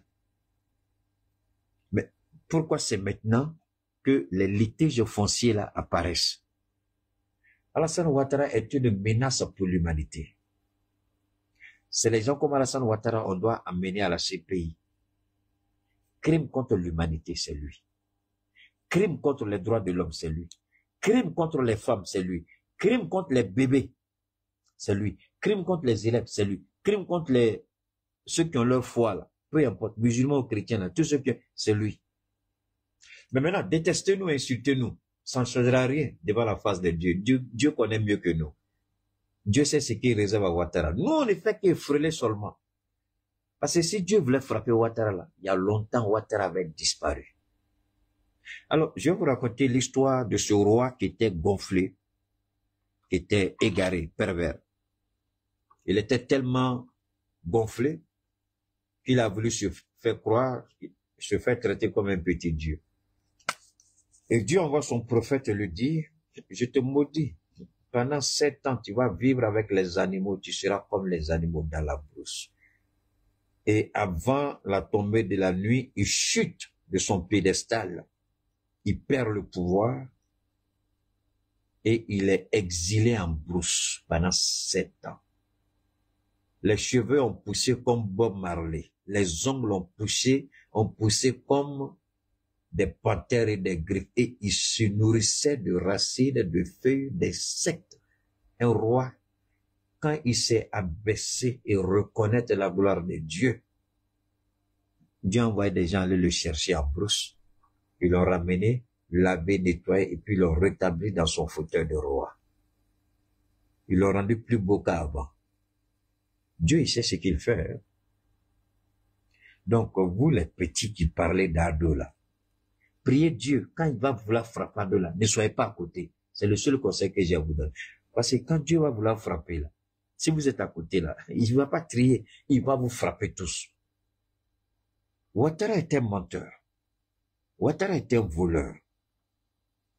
Le fait même que Ouattara ait décidé, nous, de nous attaquer au niveau de l'AES, attaquer le Niger, déstabiliser le Mali, déstabiliser le Burkina, on n'a pas oublié. Mais on n'a pas oublié, on n'est pas aussi assis pour regarder. Hein, on attend au tournant. On attend au tournant. Mais je vais vous amener à écouter ceci, c'est fondamental, écoutez ça. Là, on dit, chez moi, on dit, il veut manger mon pied.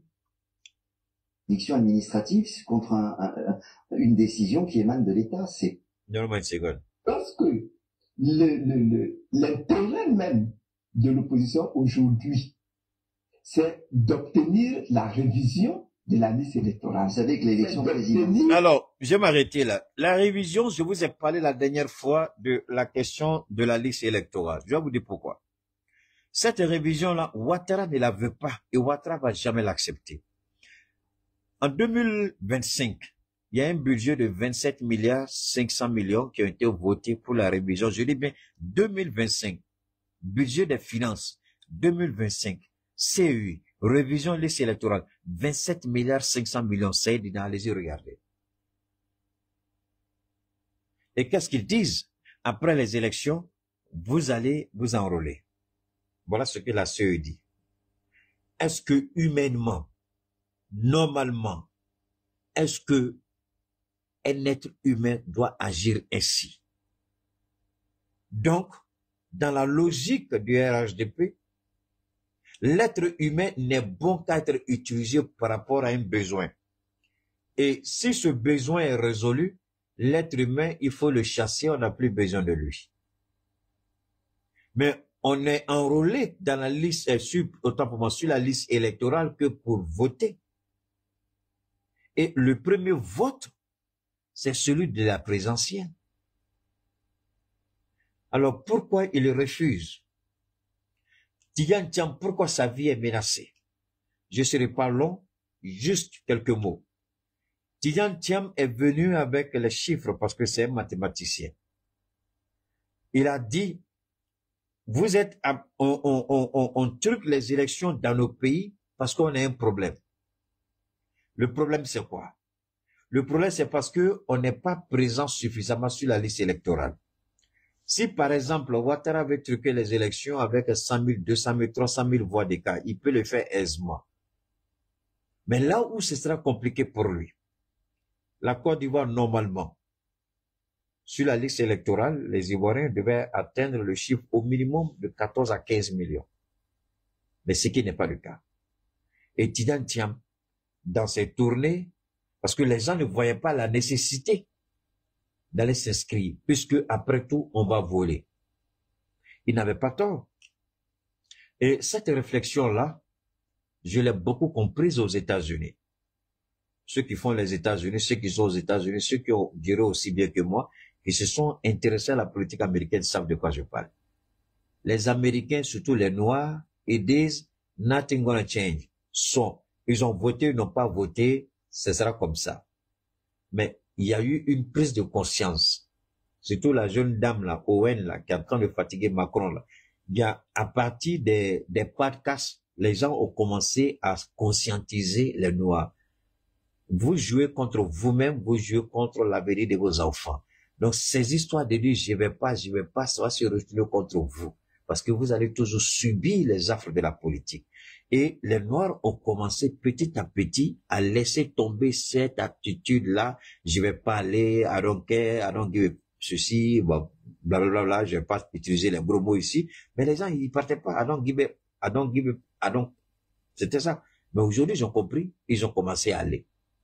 Et quand vous regardez la dernière élection présidentielle, Donald Trump a raflé à tous les niveaux, aussi bien le vote des jeunes, des femmes que des hommes. Et c'est ce que Tidjane Thiam a expliqué. Il dit, il faut que les jeunes gens comprennent qu'ils font le jeu du pouvoir. Et ça, Ouattara voulait tabler dessus. Le RHDP voulait tabler dessus. Moi-même, je me posais la question, comment Tidjane Thiam allait relever ce défi? Mais il a relevé le défi. Je ne parle pas du PDC-RDA, mais je parle d'un homme qui a compris la nécessité d'inciter. Parce que ceux à qui il parle, c'est pas aux militants de PDC, mais c'est aux jeunes de Côte d'Ivoire qu'il a parlé. Ils peuvent être PPACI, ils peuvent être GPS, ils peuvent même être FPI, ils peuvent être PDCI, comme ils peuvent être RHDP. Mais il les a incités à aller s'inscrire. Et les gens ont découvert qu'en 2024, il y a eu près d'1 million de gens qui disent non. Donc, si on permet en 2025, on est mort.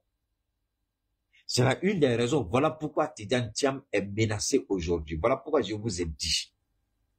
Ils vont payer. Et quand je parlais, je n'avais pas écho de ce que Photocopie avait reçu les gens et ordre a été donné qu'il faut par tous les moyens éliminer Tidjane Thiam. Parce que Tidjane Thiam est venu avec le chiffre. Il est venu avec la manière, il est venu avec la façon, et Tidjane Thiam est arrivé à mener les jeunes Ivoiriens à dire, c'est votre vie, c'est votre avenir, vous avez le droit, vous avez le choix, tout vous appartient. Ne laissez plus les autres décider pour vous. Voilà le chiffre. Et si la révision était faite cette année, peut-être qu'on allait avoir 1 à 2 millions de nouvelles personnes inscrites. Et là, c'est fini pour le RHDP. C'est terminé. Ils pourront pas. Ils pourront pas truquer, ils pourront pas voler. Donc, on dit au monsieur, trouve toutes les excuses nécessaires. Il n'y a pas de révision. Après les élections, tu as fait révision. Mais ça ne marche pas. Ça ne marche pas comme ça. Voilà une des raisons. Et donc, il y a 3 situations en Côte d'Ivoire. Pourquoi Ouattara ne veut pas quitter le pouvoir? Je vais vous donner, c'est ça la dernière partie entre sa fille et Ténébraiement. Je vais approfondir, mais on va pas faire trop long. Mais ici maintenant, regardez très bien ce que je vais dire. Ouattara, écoutez, je vous en prie. Maintenant, Tidjane Thiam, Babo Laurent et une petite brèche, pardon. Vous vous rappelez, je vous avais dit, ne rentrez pas dans le jeu. Hein, non, le PPACI n'est pas dans la coalition. C'est comme ça, je vous ai dit, ne rentrez pas dans le jeu. C'est le jeu du RHDP. Ne rentrez pas. Et Babo est mieux placé que quiconque pour savoir ce qu'il faut faire. Babo connaît ici les enjeux. On n'est pas encore arrivé aux élections. Babo a tout le temps Gbagbo a tout le temps. Et ils le savent très bien. Pour faire tomber Ouattara, il faut que les 4 poids lourds soient ensemble. Je peux dire 5. Autant pour moi 6. Blé Goudé, Soro Guillaume, Afin Guessan, d'accord? Gbagbo Laurent, et puis Simon Gbagbo et Tidiane Thiam. Ceux-là réunis, j'ai pas oublié Boni Claver et autres, ceux-là réunis, à moins que Dieu même descendre la foudre pour dire non, ceux-là réunis, à moins que Dieu même dise je veux pas, je sais pas comment ceux-là peuvent gagner. Donc aujourd'hui là, ils s'accrochent à un rêve, à une vision, et Gbagbo Laurent sait très bien.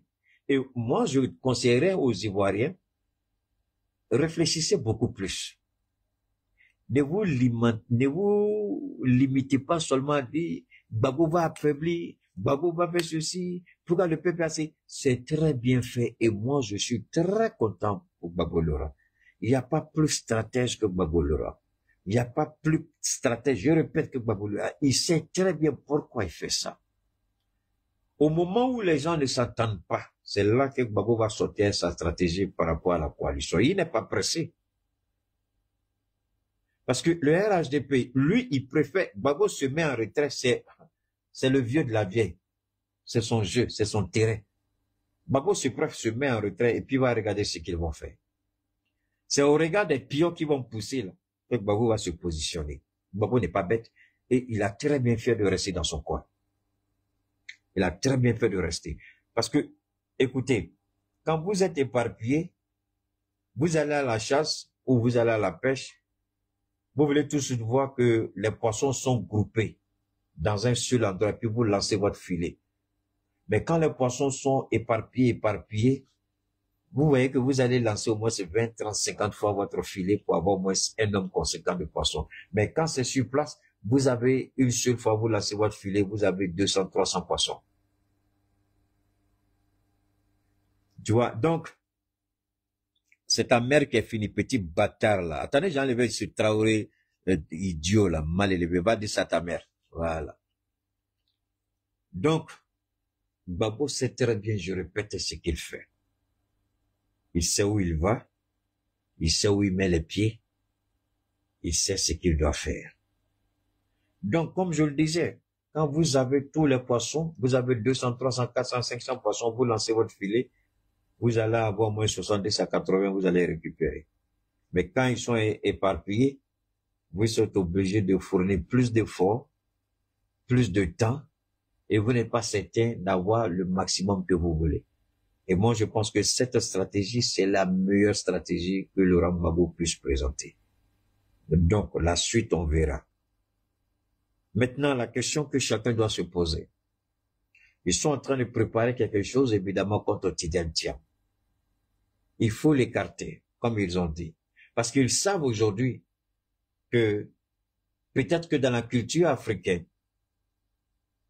chez les Akans, être reine, c'est possible. Mais en Afrique déjà, il y a certaines femmes qui ont commencé à prendre certaines responsabilités, à occuper certaines responsabilités. Donc, les femmes deviennent maintenant premières ministres, elles peuvent être même, comment vous dire ça, elles peuvent être présidentes, mais je ne sais pas trop en Afrique de l'Ouest ce que cela va donner. Donc, pour le moment, par rapport à Simon, nous savons tous. Mais le président Gbagbo, il sait très bien ce qu'il fait, il sait où il va. Ce n'est pas tout. Aujourd'hui, la chose la plus importante, c'est de regarder ce que le RHDP veut faire. Et aujourd'hui, ils sont perdus. Quand vous les entendez, nous, on va pas s'immiscer dans la loi, nous, on va pas faire ceci, on va pas, ils n'ont pas encore dit la vérité. Vous devez rester alerte. Ça, c'est, maintenant, deuxième chose que je voudrais évoquer ici, c'est la vie de Tidiane Thiam. La vie de Tidiane Thiam, c'est fondamental pour les Ivoiriens. Tidiane Thiam n'est pas pour le PDC-RDA. Tidiane Thiam, il est pour la Côte d'Ivoire. Même s'il gagne au nom d'un parti, c'est l'ensemble de la Côte d'Ivoire qui va gérer et gouverner. C'est la même chose pour Simon, c'est la même chose pour Boni Claveri, c'est la même chose pour Gbagbo Laurent. C'est la même chose pour Charles Blé Goudé et Soro-Guillaume. Ils peuvent être issus d'un parti, mais une fois élus, ils deviennent le président de tous les Ivoiriens.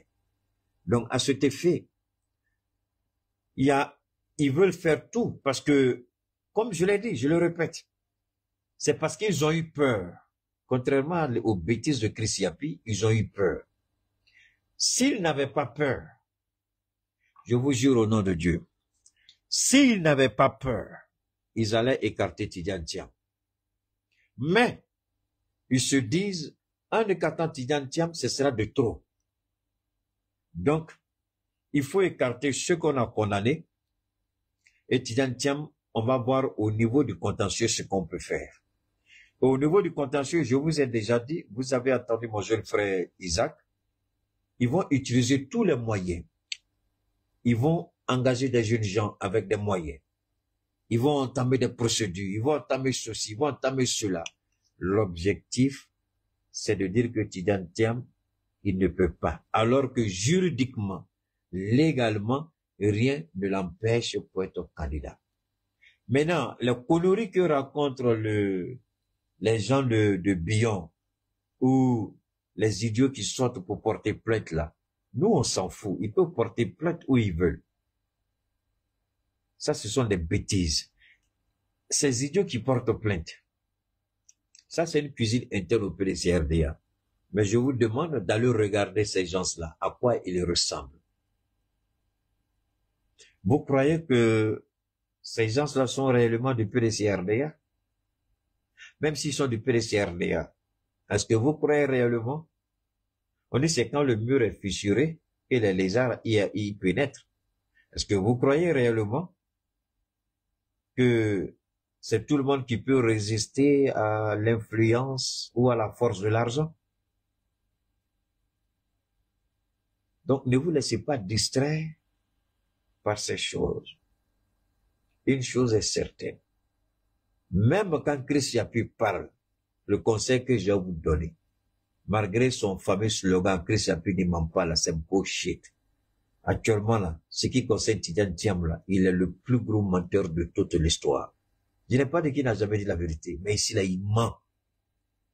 Sur Tidjane Thiam là, il ment. Moi, je n'ai pas été tombé dans son piège. Mais c'est comme si Dieu me dit, attends, il faut bien regarder. Et j'ai commencé à suivre Tidjane Thiam. Quand je vois qu'il est quelque part, je suis là-bas. Il est ici, je suis là-bas. Et puis j'ai commencé à voir les résultats de l'homme sur le terrain. Il dit, mais attendez, tu as fait tout ça, et puis tu seras le pion de la France. Et puis d'ailleurs, être le pion de la France, là, ça veut dire quoi? Et puis Tidjane Thiam, il a fait une intervention brillante sur le franc CFA, que les gens ne vous ont même pas parlé. Oui. Il est contre le franc CFA. Il a une idée du franc CFA. On ne vous dit même pas. L'interview qu'il a faite là, c'est la partie où il a tapé sur Ouattara que les gens vous... Mais il y a une partie là où il a parlé... Moi, son truc là, je vais décortiquer après, j'ai pas encore fini avec ça. Où il a parlé du franc CFA. Il a amené le journaliste là à sortir dans les considérations personnelles, à se concentrer sur des questions qui intéressent la Côte d'Ivoire. Et là, il a dit quelque chose qui m'a surpris. Alors que tu touches au franc CFA, tu as touché au nerf de la guerre. Tu as touché à la France. Tu as touché au cœur de la France. Mais pourtant, nos deux frères sénégalais, jusqu'à aujourd'hui là, ils n'ont jamais parlé du franc CFA. Depuis que j'ai été élu. Ils ont oublié la révision sur la charte de la CEDEAO. Ils ont oublié le franc CFA. J'ai pas d'Ousmane Sonko et son frère Diomaye. Bon, Diomaye, lui, il est en train d'enjailler sa fille. Sa deuxième femme lui a donné une très belle fille. Je crois qu'il est en train de prendre plaisir à sa petite fille d'abord. Bon, l'enfant là même porte le nom de la maman d'Ousmane Sonko. Voilà. Donc, disons-nous la vérité, hein. C'est simple. Hein. Tout ce qu'on va vous dire parce que quand on vous dit que quelqu'un est ceci, il est ceci, il est cela, moi je suis d'accord. Mais les faits, tout ce qu'on dit de Tidjane Thiam là, moi j'ai entendu. Mais quand vous regardez les faits, mais vous vous rendez compte, mais attendez, ça marche pas là. On dit il est comme ça, mais regardez sa démarche, ça n'a rien à voir avec ce qu'il nous dit. Mais quand on me dit que Ouattara est pour la France, et puis tu regardes 2, 3, mais tout est clair. Tu n'as même pas besoin de demander midi à 14h, tout est clair devant toi. Maintenant, la dernière partie qui est la plus importante, la plus intéressante, il s'agit de que va faire Ouattara par rapport à sa nièce et par rapport à Télé Brema. Donc, j'invite tous les Ivoiriens à prêter une oreille attentive parce qu'il y a une guerre des étoiles dans l'ombre. Je répète, il y a une guerre dans l'ombre qui se prépare. Et Ouattara sait que cette guerre-là va emporter beaucoup autour de lui. Et Ouattara n'a pas le choix que de maîtriser cette guerre. Parce qu'il y a deux personnes dans l'entourage de Ouattara que Ouattara voit, mais les deux là, c'est chien et chat. Il s'agit de sa nièce, plus intelligente, plus raffinée, plus maligne, plus technique, plus pragmatique, plus rationnelle que Télé Brema. Télé Brema, quand lui boit, c'est fini. Chaussette et Télé Brema porte même ses trouées. Et toi, tu es un menteur, quoi. Depuis quand tu as vu chaussettes trouées de Télé Brema? Bon, regardez les chaussures qu'il porte. Regardez les chaussures là, devant là ouvert. En bas là, c'est ciré jusqu'à y a rien. Ça c'est ministre d'État.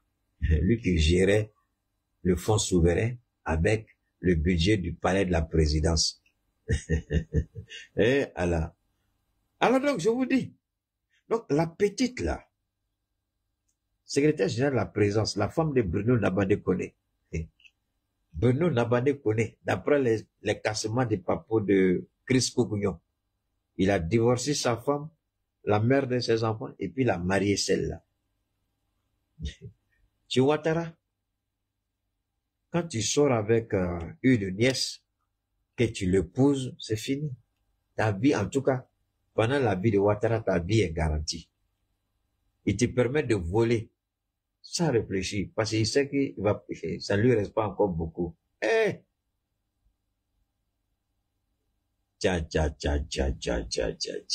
Donc, on revient. Alors, la secrétaire générale est la nièce directe de Ouattara, c'est-à-dire la petite sœur, la fille de la petite sœur de Ouattara, celle qui est folle en ce moment, et puis ils sont allés la cacher dans l'asile de fous en France, là. Elle, celle qui détient tous les secrets de Ouattara. Ouattara fait confiance à celle-là plus qu'à Dominique. Ouattara peut manger entre les mains de celle-là s'il y a quelqu'un qui dit en Côte d'Ivoire que Ouattara a confiance à Télé Brema ou quelqu'un d'autre plus que celle-là. Il n'y a plus votre place pour venir suivre mes directs. C'est-à-dire, quand vous entendez ma voix là, passez votre route. Parce que vous et nous là, on peut plus s'entendre. Cherchez à connaître les ramifications de cette dame-là, dans l'entourage de Ouattara. Même Dominique a peur de cette femme. Je répète, même Dominique Ouattara a peur de cette femme.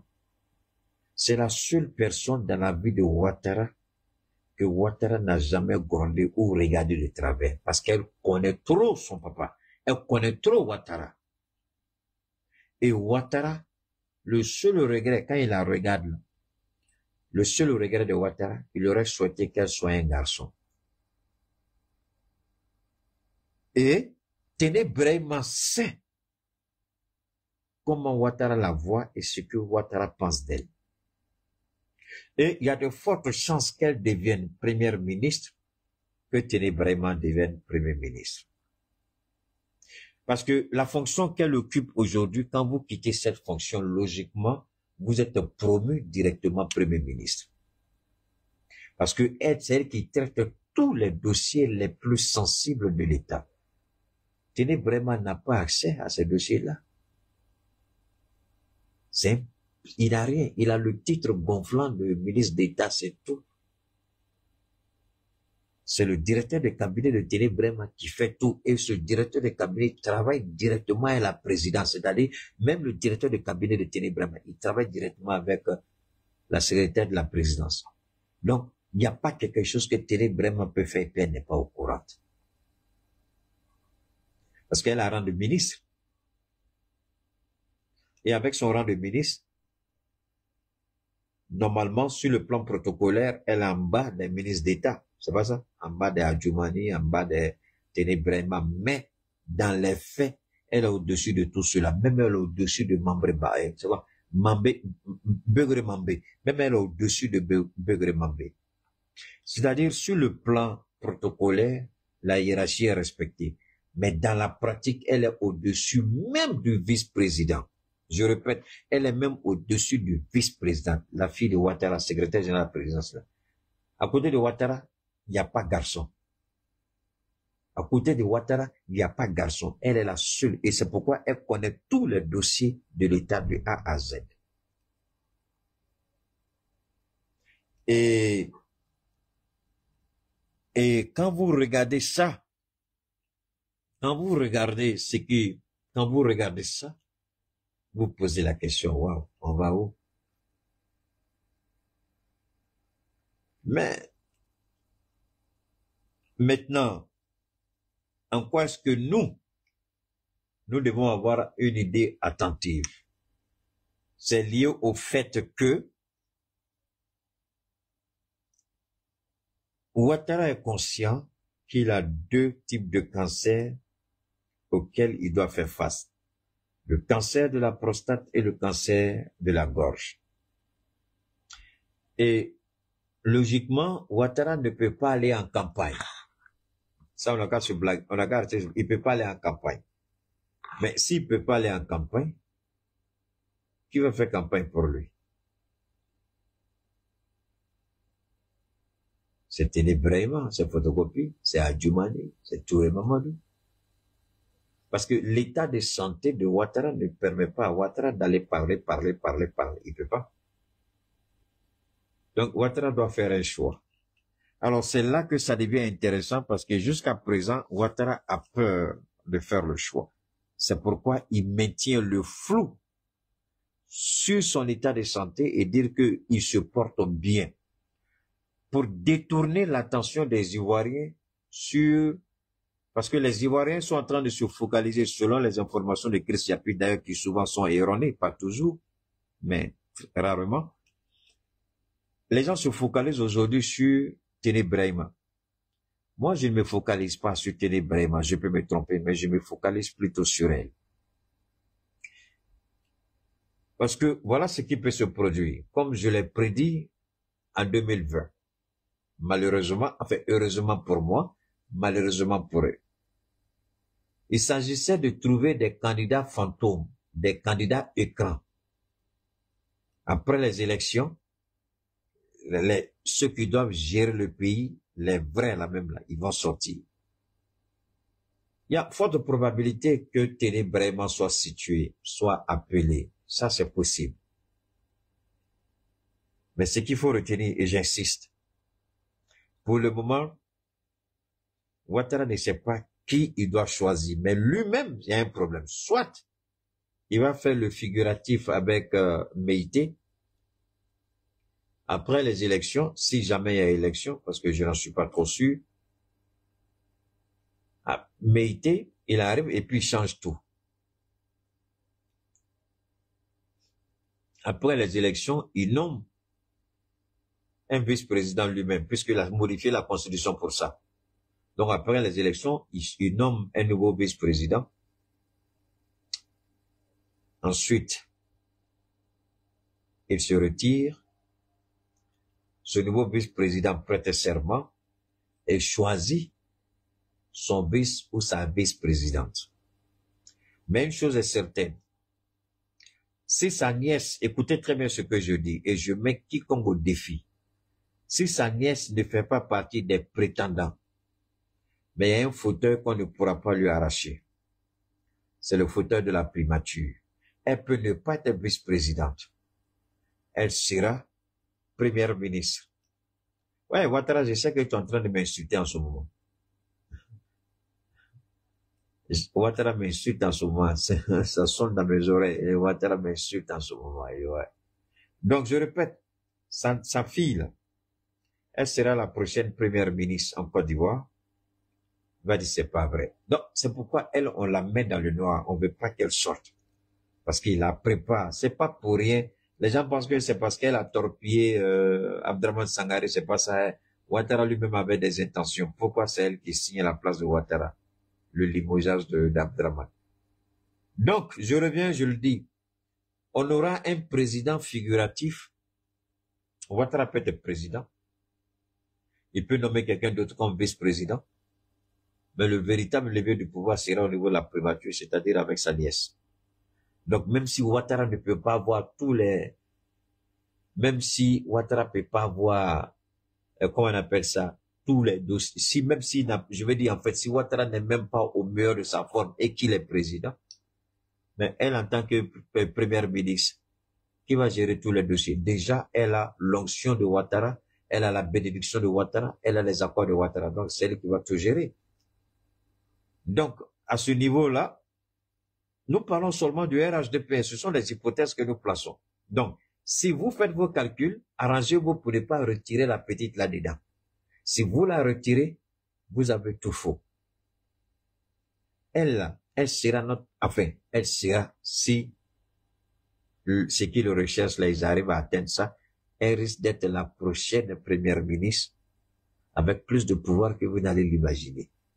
Et Ouattara risque encore de modifier la constitution pour donner plus de pouvoir au premier ministre. Parce qu'il aura besoin d'elle pour faire le travail que lui veut. Mais dans tous les cas, la guerre des clans va commencer très bientôt au sein du RHDP. Ils vont commencer à se fioler entre eux là-bas. Mais comme elle est femme, elle ne fréquente pas leur milieu, c'est là où Ouattara a la tête tranquille. Mais ce n'est pas tout. Alors nous disons aux Ivoiriens de rester sereins et imperturbables, sereins, parce qu'il a d'autres intentions, Ouattara. Et je le répète. Des gens, quelqu'un a écrit Billon tout à l'heure. Oui, Billon et ces sbires-là, ils peuvent contester le nom de Tidiane Thiam lorsque le contentieux sera ouvert. Et le RHDP va dire, nous, on n'a rien à voir dedans, c'est entre eux là-bas. Mais ils savent qu'en bas, on sait qu'ils tirent sur les ficelles. Mais quoi qu'il en soit, Billon lui-même, il est dans la même situation que Tidiane Thiam, dont je ne crois pas qu'ils soient en mesure de vouloir tirer sur les ficelles. Il va se faire mal lui-même. Alors, attendons de voir parce que s'ils n'arrivent pas à écarter Tidiane Thiam, ils vont refuser la révision de la liste électorale, comme Simone Gbagbo l'a dit. Aller aux élections avec cette liste électorale, l'opposition a déjà perdu. Et si Ouattara obtient ce qu'il veut, cela veut dire tout simplement que sa volonté sera faite. En d'autres termes, il va se choisir un nouveau premier ministre, il va se choisir un nouveau vice-président. Mais sa nièce ne sera pas vice-présidente parce qu'il veut sa nièce à un niveau beaucoup plus élevé. Elle va aller à la primature. C'est tout. Alors, c'est ce à quoi... Alors, ça, ce sont nos hypothèses. Cela ne dit pas que forcément ce que nous disons doit être vrai. Ce que nous disons, ce sont les doutes que j'émets. Ce sont les doutes que j'émets. Parce que quand j'avais fait cas de la situation de Adama Bitogo comme le prochain président de l'Assemblée nationale, on ne m'avait pas cru. Parce que quand Cimetière avait été demandé, Keïta a dit que Bitogo sera président de l'Assemblée nationale, mais c'est Cimetière qui est président de l'Assemblée nationale. Je dis, vous êtes pressés, attendez de voir la suite. Est-ce qu'aujourd'hui, c'est pas Adama Bitogo qui est président de l'Assemblée nationale? C'est lui. Donc, quand je parle de la petite, je sais de quoi je parle. À l'époque, personne ne misait sur Adama Bitogo. J'ai dit, c'est le prochain président qui est là. Et Photocopie a besoin de lui. Même si on veut nous faire croire que c'est comme ça, mais qui était le pion d'Adama Bitogo? Adama Bitogo était le pion de Photocopie. Photocopie l'a utilisé contre qui? Contre Soro Guillaume. Donc, Bitogo, il est au courant de beaucoup de choses aussi, donc ce ne sera pas aussi facile. Bon, en fait, c'est un peu la cuisine interne, mais nous, on dévoile tout ça, on met tout ça à la lumière pour que chacun comprenne à quel niveau on est aujourd'hui. Et je le répète, j'insiste, je persiste. La petite là, elle aura un rôle très important dans les mois à venir aux côtés de Ouattara. Maintenant, il appartient aux Ivoiriens de refuser Même si on refuse la révision de la liste électorale, il appartient aux Ivoiriens de se mobiliser et faire barrage par les urnes. Il appartient aux Ivoiriens de regarder la réalité. Il appartient aux Ivoiriens d'apprécier ce que Ouattara a fait contrairement à ce qu'il a promis. Il appartient aux Ivoiriens de regarder à quel niveau se trouve la dette de la Côte d'Ivoire.